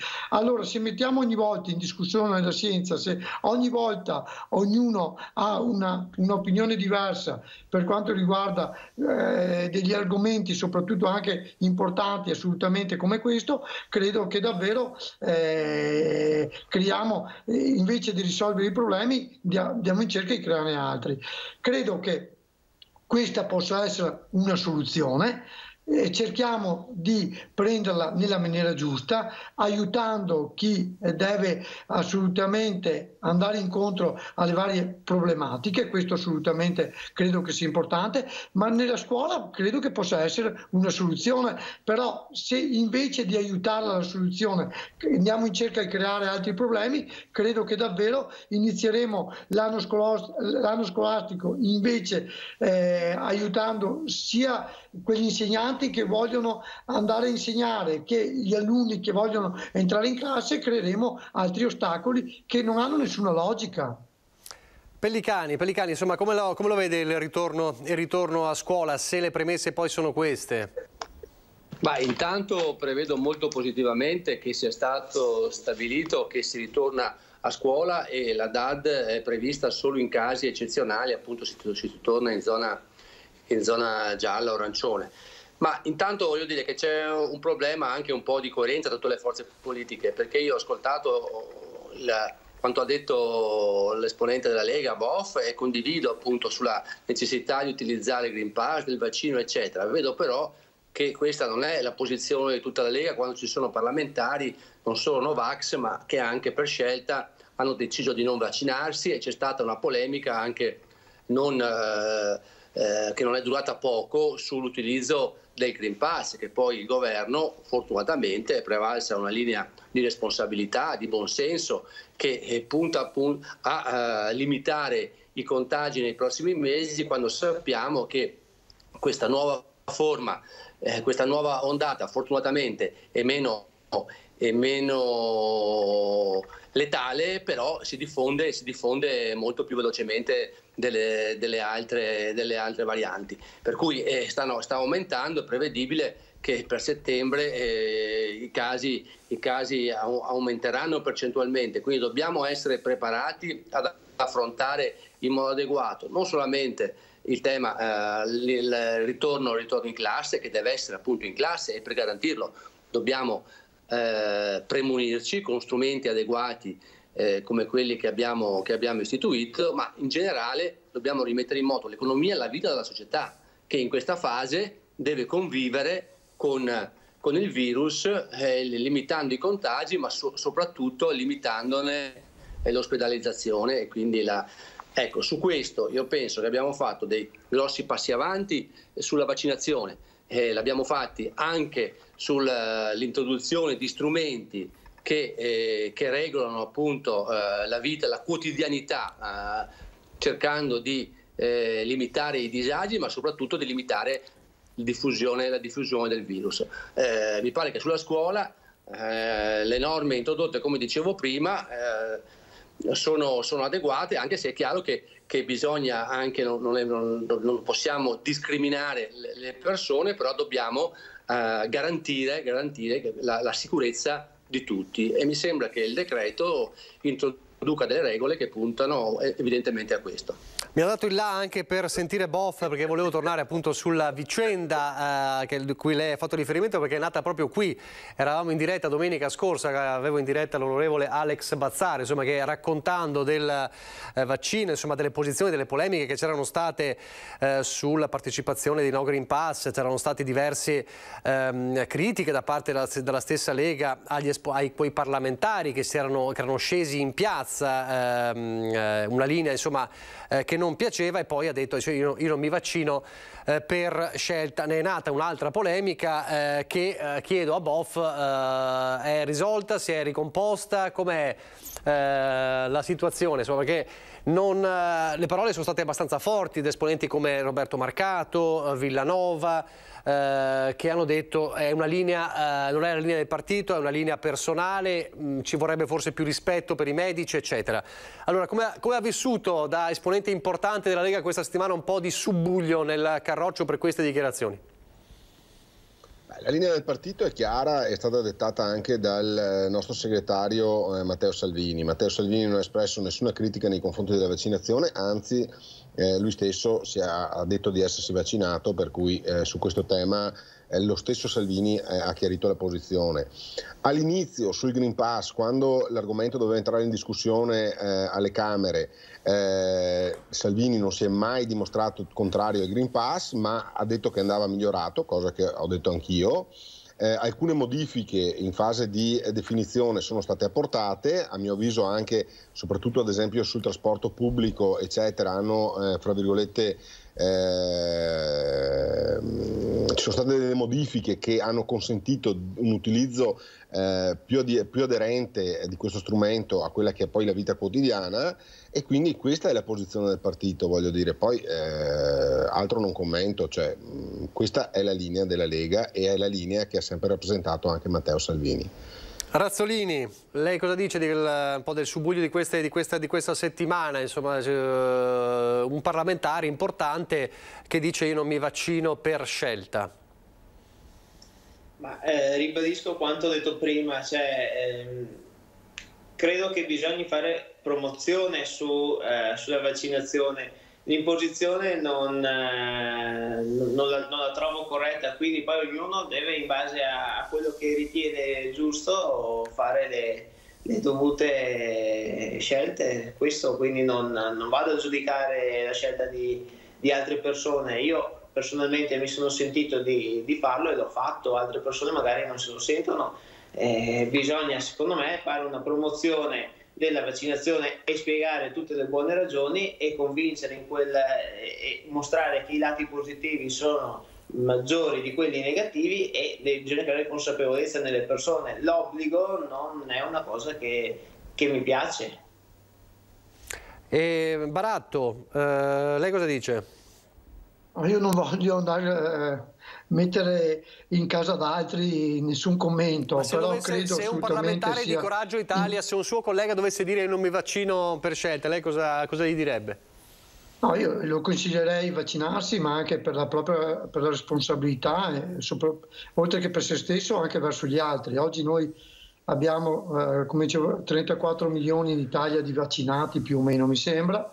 Credo che la soluzione sia quella giusta, credo che soprattutto chi amministra e chi ha dei ruoli importanti debba consigliare cosa dice la scienza. La scienza oggi credo parli chiaro, credo che anche i risultati finora raggiunti parlino chiaro, perché ci sono questi problemi delle varianti.Epcredo che il Paese abbia bisogno di andare avanti e crescere. Credo che per crescere bisogna uscire da questo dramma, da questa epidemia, chiamiamolo come vogliamo, però se la soluzione, abbiamo visto che l'unica vera soluzione oggi sono i vaccini per portarci fuori. Credo che soprattutto chi abbia ruoli istituzionali debba avere un punto ben chiaro. Io credo solo questo, però questo è un punto di vista assolutamente personale. Io non voglio obbligare nessuno a fare nessuna cosa, però credo che per uscire da questa epidemia, per combattere questa guerra, perché purtroppo è una guerra con un nemico invisibile, dobbiamo solo seguire la scienza. Io credo sia negli occhi di tutti questi. Senta, lei è anche un imprenditore. Il prossimo fronte adesso è quello delle imprese. Se ne è parlato nei mesi scorsi, non c'è ancora una linea vera e propria, ma per settembre potrebbe esserci, si potrebbe decidere l'obbligo anche nelle aziende. Lei cosa ne pensa? Ma io, guardi, lei vede come me i dati tutti i giorni, gli imprenditori sono assolutamente d'accordo.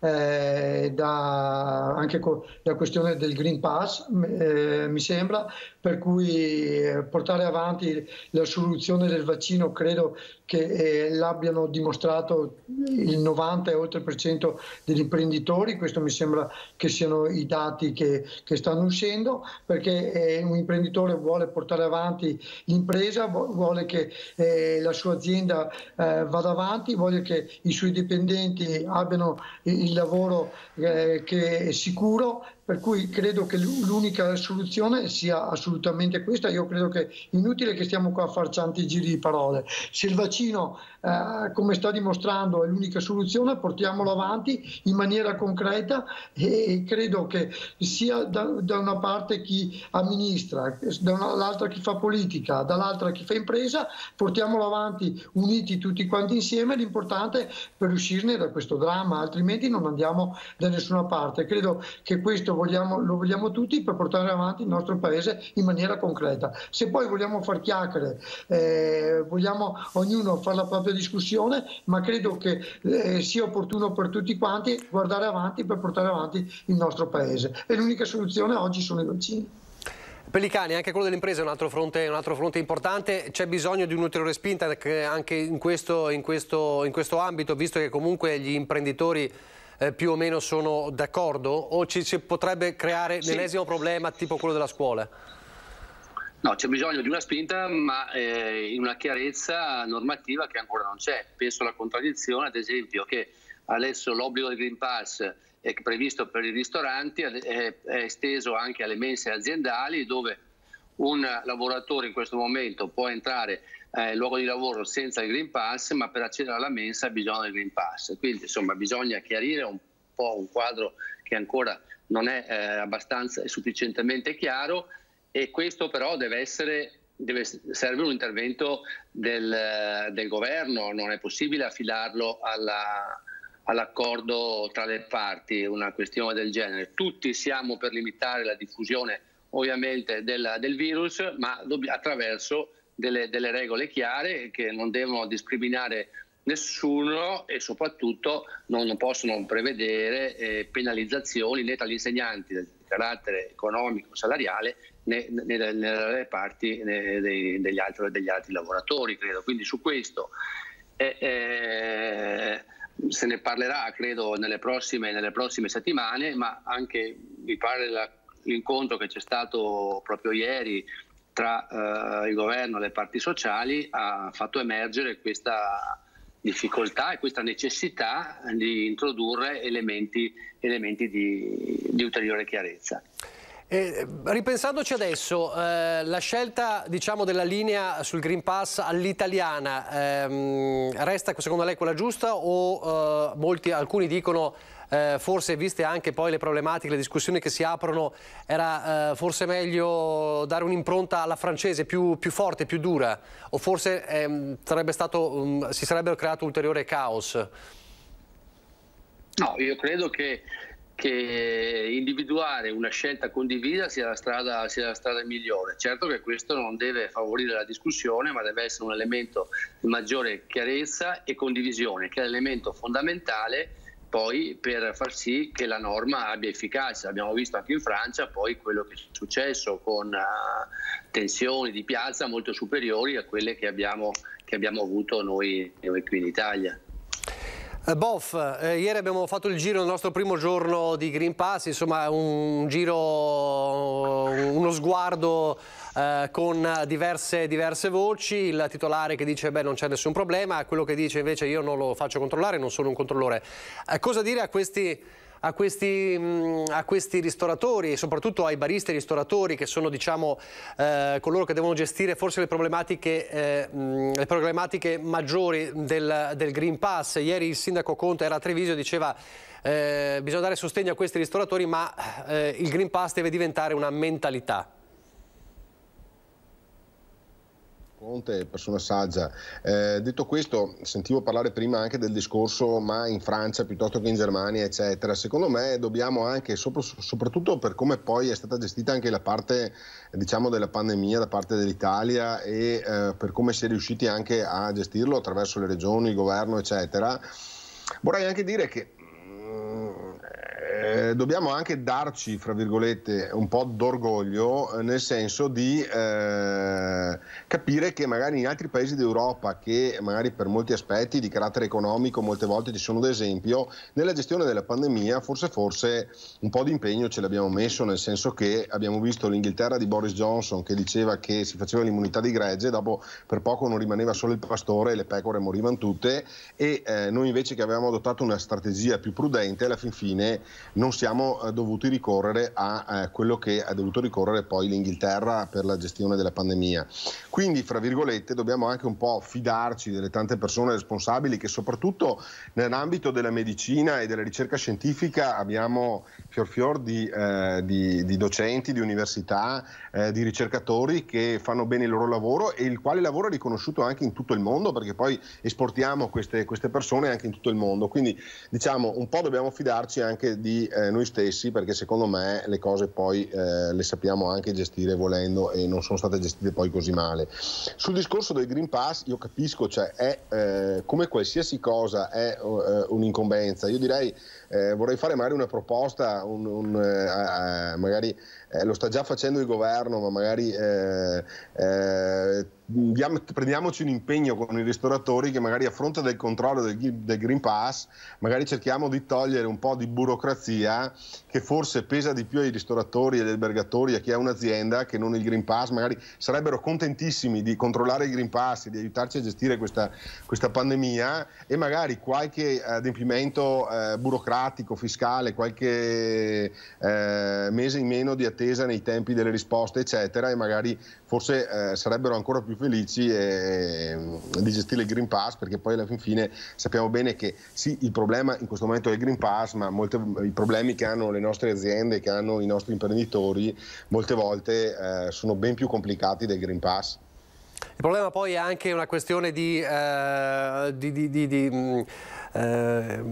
approcciarsi anche con i clienti, perché poi molti ristoratori, ce lo raccontavano ieri, temono anche proprio il confronto con chi magari va in escandescenze perché non crede nel Green Pass, e quindi temono anche quello. Vi faccio risentire, l'ho fatto sentire all'inizio della nostra trasmissione, ma lo faccio risentire perché lo commentiamo, le parole di Draghi di ieri, diciamo salutando, dando un piccolo buone vacanze, perché c'è uno stop del Consiglio dei Ministri per un paio di settimane, le parole su quello che ci aspetta successivamente, quindi il nuovo appello alla vaccinazione, ma anche lo stato dell'arte dell'economia. Allora risentiamo le parole, un brevissimo estratto ovviamente del discorso di Draghi di ieri.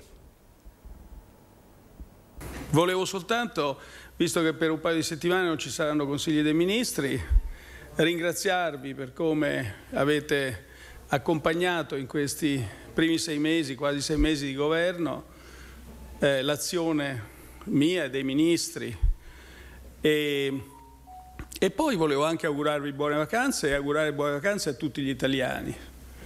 2 parole soltanto, perché non sono qui per celebrare niente, quindi no, le cose per l'economia italiana vanno bene e si spera vadano ancora meglio. Perché continuano ad andare meglio però, e questo è un messaggio che voglio lanciare chiaramente, e lo dico un po' a tutti noi, a tutti gli italiani: vaccinatevi e rispettate le regole. E la cosa temere di più nei mesi a venire? Dobbiamo essere sicuri di aver fatto tutto per evitare che la pandemia si aggravi. Che poi questo basti e no, non lo sappiamo. Tutto quanto viene fatto sulla base delle evidenze, dei dati di oggi. Voglio ricordare che un celebrato istituto di ricerca aveva previsto per la metà di luglio tipo 1700 morti al giorno, e ce ne sono stati 7, 8, una cosa così. Quindi questo vuol dire che è una situazione fluida. Noi dobbiamo essere in ogni istante sicuri di aver fatto tutto il possibile sulla base dei dati a nostra disposizione. Ma a parte questo, e se riusciamo a essere sicuri a garantire sicurezza e fiducia in tutti noi, in tutti gli italiani, come dicevo, si pensa che l'economia vada sempre meglio quest'anno. Così il Premier allora diceva dobbiamo essere sicuri di aver fatto tutto quanto era possibile, non sapremo se basterà, ha anche detto non è una parte non da poco, insomma c'è il realismo di un uomo come Mario Draghi, che è molto realistico, un uomo molto pragmatico. Allora chiedo a Tommaso Razzolini, che di fatto rappresenta il partito all'opposizione, insomma, di questo governo. È stato fatto tutto il possibile secondo lei? Doveva essere fatto qualcosa di diverso, qualcosa in più, qualcosa in meno? Cosa dice? Allora, quello che accennavo anche ieri, che era l'inaugurazione di Artigianato Vivo a Cissione di Valmarino, dove comunque una squadra organizzativa, operativa, sono riusciti, nonostante che sarà la prima manifestazione perlomeno in provincia di Treviso, a partire con tutti questi obblighi del Green Pass, si sono attrezzati e la porteranno fuori sicuramente alla grande.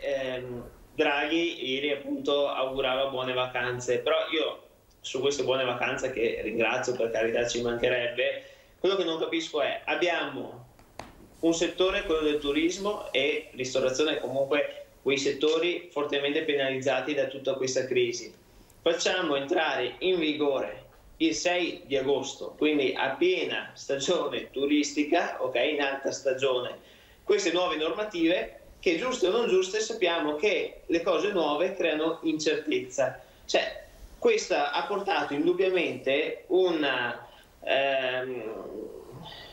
retrocedere, quindi una sprenotazione di hotel, agriturismi, ristoranti, persone che magari da fuori dovevano venire in Italia a fare le vacanze, proprio perché per la paura di non essere poi all'altezza di rispettare tutte queste normative. E allora io mi dico, ma non potevamo aspettare un mese, aspettare la fine della stagione turistica, visto che a questi poveri cristi già li abbiamo martoriati e penalizzati più di qualunque altra categoria, e invece no, proprio poco prima, 9 giorni prima di Ferragosto, paf, novità, e così creiamo incertezza, così creiamo comunque sprenotazioni. Cioè, questo io non capisco. Secondo me è stata sbagliata questa cosa nei tempi. È vero, passare un mese magari avrebbe comunque portato un po' più avanti il rischio, però comunque oggi abbiamo terapie intensive molto basse, non è che abbiamo un problema e una situazione come era quella di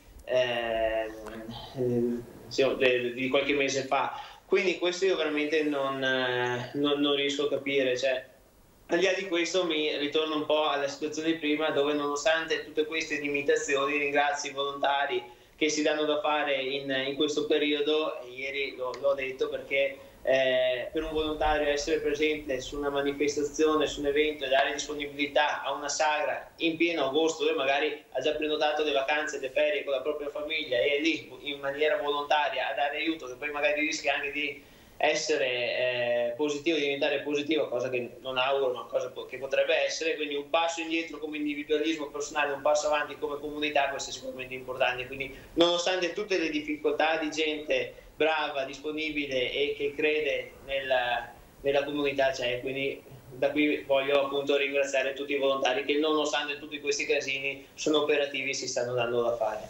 Pellicani, lei da esponente di un partito importante che sostiene il governo, c'è qualcosa che avrebbe cambiato dell'azione di governo se avesse avuto la possibilità, se fosse stato lei il premier, insomma, avrebbe cambiato qualcosa della strategia che è stata fatta in questi giorni? In questi mesi? Guardi, io intanto voglio dire che noi siamo stati, voglio ricordare insomma, dove siamo partiti, che non è un secolo fa, ma è nel marzo del 2020, quando siamo stati presi alla sprovvista da una epidemia letale, che tutto forse avremmo pensato, ma non essere colpiti da un virus di questo tipo e di essere condizionati così pesantemente da un virus che ha messo in luce tutte le fragilità, insomma, di un'organizzazione sociale, anche di una globalizzazione spinta forse all'eccesso. Ma al di là di questo, io penso che siamo stati i primi ad essere colpiti fortemente. Abbiamo fatto anche, ricordo, da apripista all'introduzione di una serie di norme, di regole, che poi alla fine sono state utilissime, efficacissime a ridurre, limitare la diffusione dei contagi prima che la scienza potesse in qualche modo riprendere un po' in mano la situazione. E quindi questo intanto nella prima fase, quando c'era ancora il precedente governo, che è stato poi imitato come azione di governo da tantissime altre nazioni europee e non solo. Detto questo, stiamo andando avanti in questa fase e probabilmente col senno di poi alcune cose non sarebbero state fatte si potevano fare in modo forse diverso, non lo so, ma complessivamente l'azione del governo è stata efficace. Adesso io dico, in questa fase dobbiamo essere, io raccoglierei e sottoscriverei l'appello di Draghi di ieri, appunto di vaccinarsi, perché quella è la prima cosa da fare per cercare di fronteggiare il virus, ma soprattutto poi di rispettare le regole. Trovo un po' davvero paradossale le parole dell'esponente di Fratelli d'Italia di prima, di rinviare l'adozione del Green Pass. Il Green Pass è una misura per evitare, cioè per cercare di mantenere l'attività economica, sociale a un livello elevato, per non abbassare domani le saracinesche. Allora, in questa fase che sono le fasi anche delle vacanze, delle ferie degli italiani, che abbiamo visto lo scorso anno, anche poi le ricadute che ci sono state a partire da settembre, partendo proprio da tanti luoghi dove non venivano rispettate le regole del distanziamento, delle mascherine, eccetera, eccetera. Allora, adesso mi sembra davvero paradossale, quando abbiamo un po' rimesso in moto, perché non è vero che tutto il comparto, fortunatamente che il comparto del turistico è in ginocchio, perché mancherà il turismo straniero, e se una città che viene penalizzata in questo è nel Veneto, è soprattutto Venezia, ma mi pare che nel litorale, in montagna, eccetera, stia ripartendo, cioè i ristoranti, i bar si rimettono in moto, le case d'affitto, negli alberghi non serve il Green Pass, per cui insomma c'è un'economia turistica che è in moto non solo nel Veneto ma in tutta Italia. Per cui è chiaro che se noi avessimo rinviato dopo le vacanze l'introduzione di queste regole, avremmo esposto tutti gli italiani ad un rischio elevatissimo di contagio. Questo mi pare ovvio, quasi banale dirlo, però insomma, se per fare propaganda questo va bene, cosa volete che vi dica? I telespettatori valuteranno da soli quello che si dice, tant'è che anche dalle interviste che voi avete fatto nei vostri servizi di ieri, di oggi, ho visto insomma che le persone sono consapevoli e responsabili, hanno capito benissimo e si sono adeguate. Razzolini voleva replicare? È un discorso di essere presente nel territorio, di parlare con le proprie categorie e con chi ci lavora.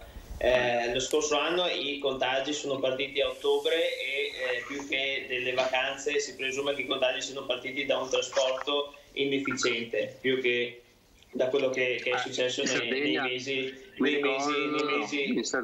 estivi. Comunque posticipare il mese secondo me sarebbe stato sicuramente più una scelta corretta, proprio per dare forza a queste categorie che indubbiamente rispetto a un anno fa la situazione sta andando meglio, ma perché tutta la pandemia comunque si sta un po' sta riprendendo la normalità nei suoi limiti, quindi è ovvio che le cose stanno andando meglio, però bisogna dire che questi veramente hanno fatto tanti sacrifici. Dopo, se l'esponente del PD la vuole vedere a suo modo, per carità, siamo in democrazia ed è corretto che ognuno abbia le proprie idee e le esponga. Io non sono d'accordo, insomma, perché vivo nel territorio e mi confronto con queste categorie. Allora, lanciamo una pubblicità, poi al rientro ripartiremo proprio da un'analisi della CGIA di Mestre sulle partite IVA colpite ovviamente dalla crisi della pandemia. Pubblicità e vedremo il servizio e lo commenteremo insieme.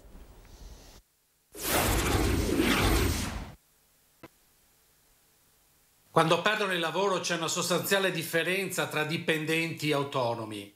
Mentre i primi possono contare sulla cassa integrazione, sulla NASPI, su altre misure di sostegno al reddito, ai secondi invece non spetta nulla. Una constatazione amara, quella di Paolo Zabeo dell'ufficio studi della CGIA di Mestre, ora supportata dai dati ufficiali e definitivi dei primi 16 mesi di pandemia con il Covid che ha colpito soprattutto i lavoratori autonomi. Tra febbraio 2020 e giugno di quest'anno l'Italia ha perso 470.000 occupati, di questi 378.000, pari a oltre l'80% del totale, sono lavoratori indipendenti. 8 persone su 10 tra quelle che hanno perso il lavoro in questo periodo storico appartengono al cosiddetto popolo delle partite IVA. Piccoli commercianti, esercenti, collaboratori e tantissimi liberi professionisti, un esercito silenzioso letteralmente sparito dai radar.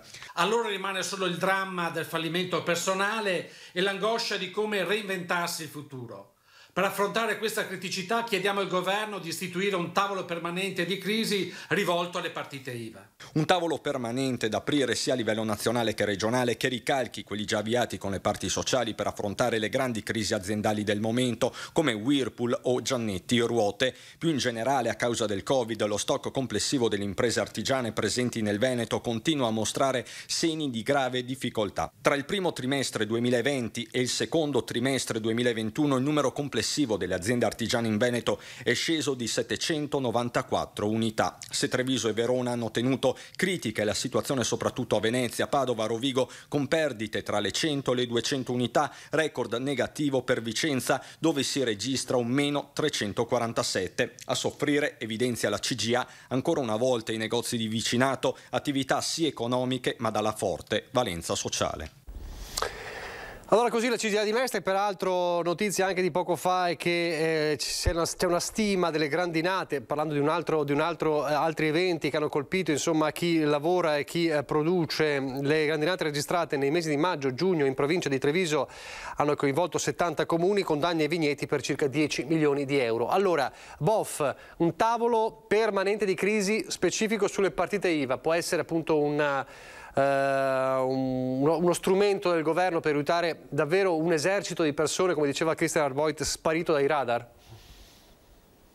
Sicuramente parliamo di un mondo, come diceva correttamente, mentre il lavoro dipendente usufruisce poi degli ammortizzatori sociali e tutta una serie di tutele in caso di mancato occupazione lavorativa. Per quanto riguarda le partite IVA è ovvio che secondo me va fatta una riflessione ad hoc per capire, fra virgolette, quali misure mettere in piedi per far ripartire. Un dato che poi, soprattutto nel ramo del commercio, è rilevante, è forse ormai penso irreversibile, nel senso che il Covid ha portato anche a un'accelerazione di quello che era un processo che magari si sarebbe dovuto realizzare in magari 10-15 anni, però anche tutta questa predominanza del web eccetera con il Covid si è accelerata in maniera vertiginosa, quindi un tavolo permanente serve proprio anche per ripensare tutto un sistema produttivo che è vitale per l'Italia, perché ricordiamoci che l'Italia è l'Italia delle piccole partite IVA, degli artigiani, poi delle industrie di eccellenza senz'altro, però il tessuto produttivo è proprio quello dell'artigiano, della partita IVA, delle piccole e medie aziende, che se perdiamo di vista veramente diventa un disastro per il nostro paese. Baratto, si era detto questa guerra del Covid lascerà delle macerie e cambierà sicuramente, e se lo ha già fatto, ma lo cambierà sicuramente il tessuto connettivo anche del nord-est. Lei dal suo osservatorio, non solo di politico ma anche di imprenditore, cosa dice? Insomma, c'è necessità di creare questo tavolo permanente come chiede la CGIA di Mestre? Ma credo sia assolutamente importante, perché purtroppo non sarà più niente come prima, questa è la verità. Bisogna assolutamente che lo Stato si renda conto di chi finora ha sempre sostenuto il nostro Paese, che sono piccole e medie partite IVA, insieme anche sicuramente alle grandi, però sono stato quel famoso tessuto che hanno tenuto in piedi i territori, che hanno fatto soprattutto grande il nostro nord-est, perché l'impresa faceva lavorare il professionista e il commercialista, e c'era una filiera che era assolutamente importante, per cui credo sia ora davvero che si intervenga in maniera forte. Dobbiamo rafforzare gli strumenti fiscali a favore però delle imprese, voglio assolutamente sottolinearlo, perché mai come adesso bisogna dimostrare a chi non ha mai chiesto nulla che lo Stato è presente. Questo credo sia assolutamente fondamentale. Mi vengono in mente anche le parole che ha detto Draghi, dicendo che non è più tempo di chiedere soldi, ma oggi è il momento di dare i soldi.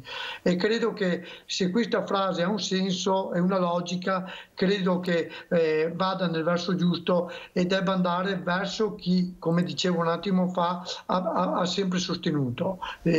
Oggi anche questa pandemia, gli unici che hanno avuto i grandi vantaggi sono quelle imprese che da noi non hanno mai pagato una lira o un centesimo o un euro, come vogliamo dire, di tasse in questo paese, per cui noi dobbiamo andare incontro a chi ha sempre sostenuto questo paese. Mai come oggi lo Stato lo deve dimostrare, per cui la battaglia è questa. credo che la proposta della CGIA di Mestre sia non giusta ma più che giusta, perché credo che un osservatorio come quello sia assolutamente quello più giusto, per cui andiamo avanti per quella direzione, perché in quel modo, sostenendo le nostre piccole imprese, le nostre medie imprese, potremo far forti i nostri territori, altrimenti è chiaro e limpido, se non abbiamo un'Italia forte sostenuta da queste imprese non avremo sicuramente un'Europa forte e un'Europa che può guardare al mondo. Noi questo dobbiamo guardare, questo è il significato di queste parole. Ecco perché io credo che bisogna sostenere chi ha sempre sostenuto il nostro paese, altrimenti non andremo da nessuna parte. Per cui i soldi che arrivano dobbiamo utilizzarli assolutamente in maniera concreta e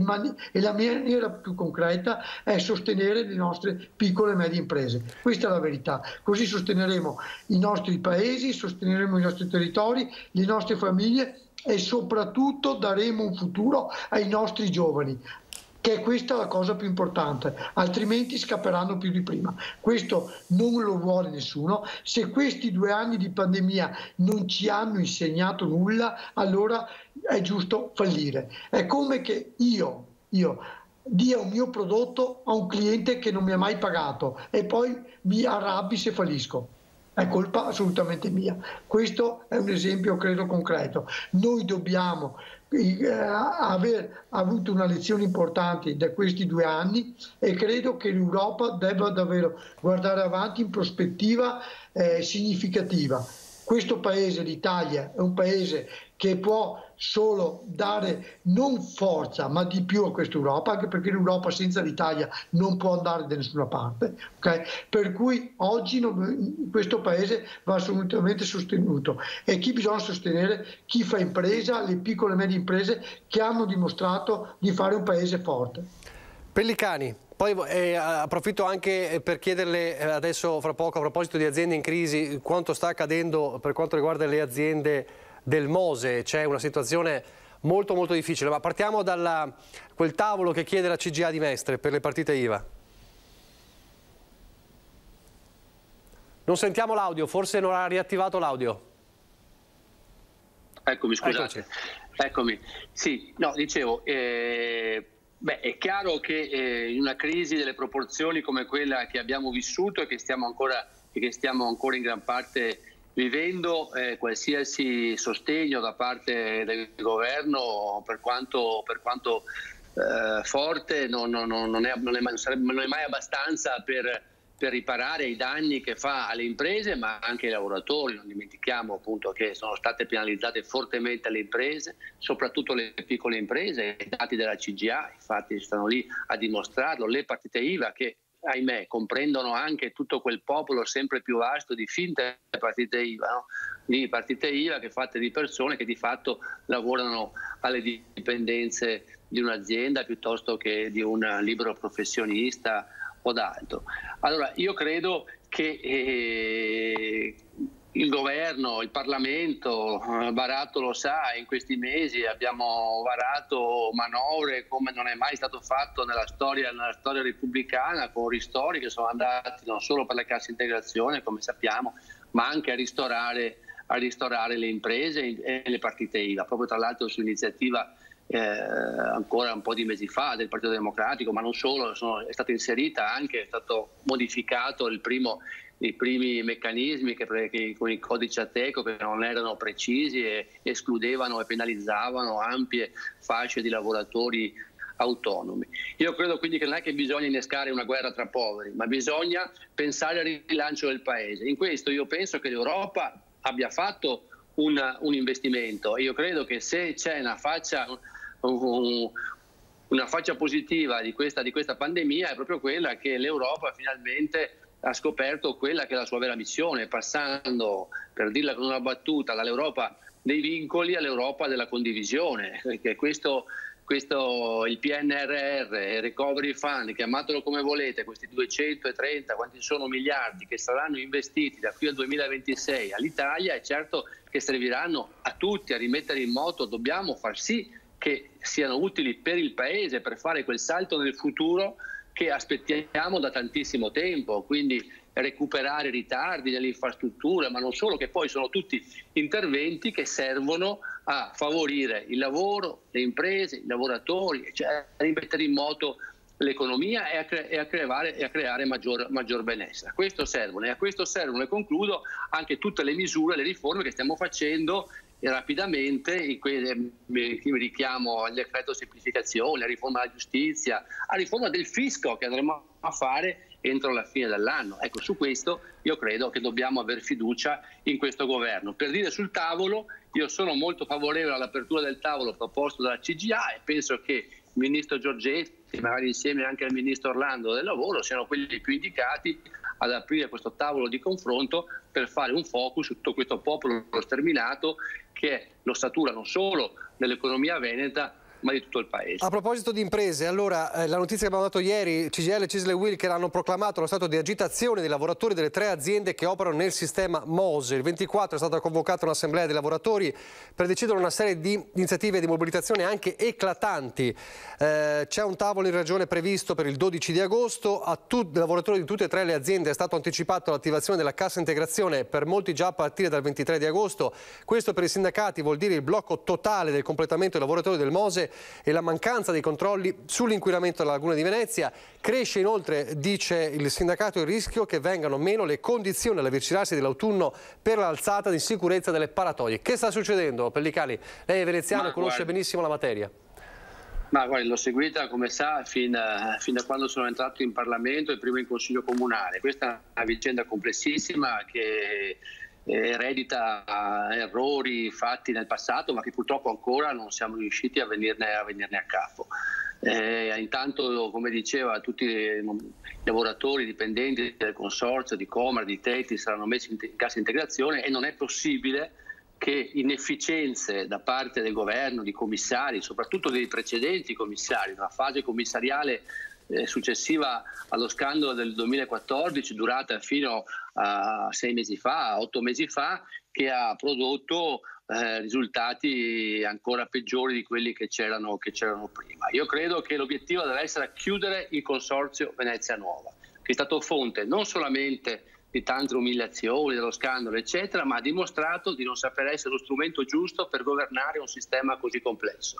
Si basa ancora su rendite di posizione e forse è l'unico consorzio di imprese a fare un lavoro di simili proporzioni in concessione e in regime di concessionario unico, quindi ci sono queste imprese quindi io credo che vada cambiato proprio il sistema. Fatto salvo il fatto che adesso ovviamente vanno salvati i posti di lavoro e vanno finiti i lavori del MOSE, perché ricordo che in giro per il mondo si pensa che il MOSE sia già in funzione e siano conclusi gli interventi. In realtà non è così, siamo ancora in una fase di test provvisoria, per cui l'inverno scorso si sono alzate le paratoie, sollevamenti, momenti di acqua alta, ma in una fase ancora sperimentale. Quindi i lavori sono fermi da mesi. Abbiamo sbloccato, dico abbiamo perché c'è stato il concorso di tanti, non solo del governo, per sbloccare i 538 milioni di nuovi investimenti che stanno previsti per completare l'opera assieme ad altri già stanziati, quindi c'è ancora 1 miliardo di risorse per il MOSE.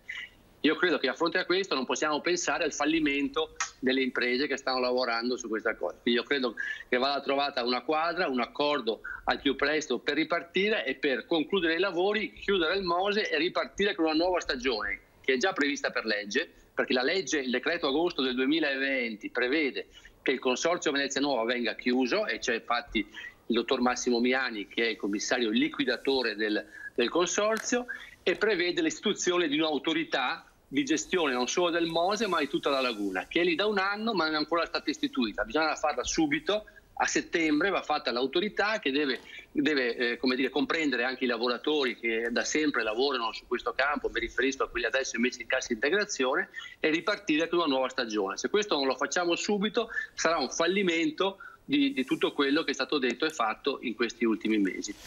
Benissimo, grazie. Allora io non c'è più tempo, devo lanciare la pubblicità, allora ringrazio l'onorevole Nicola Pellicani, l'onorevole Raffaele Baratto, Gianangelo Boffa e Tommaso Razzolini, grazie per essere stati con noi, grazie davvero, buona domenica. Noi ci vediamo questa sera, ovviamente il prossimo appuntamento con l'informazione alle 18:30 con il telegiornale del Veneto. Arrivederci.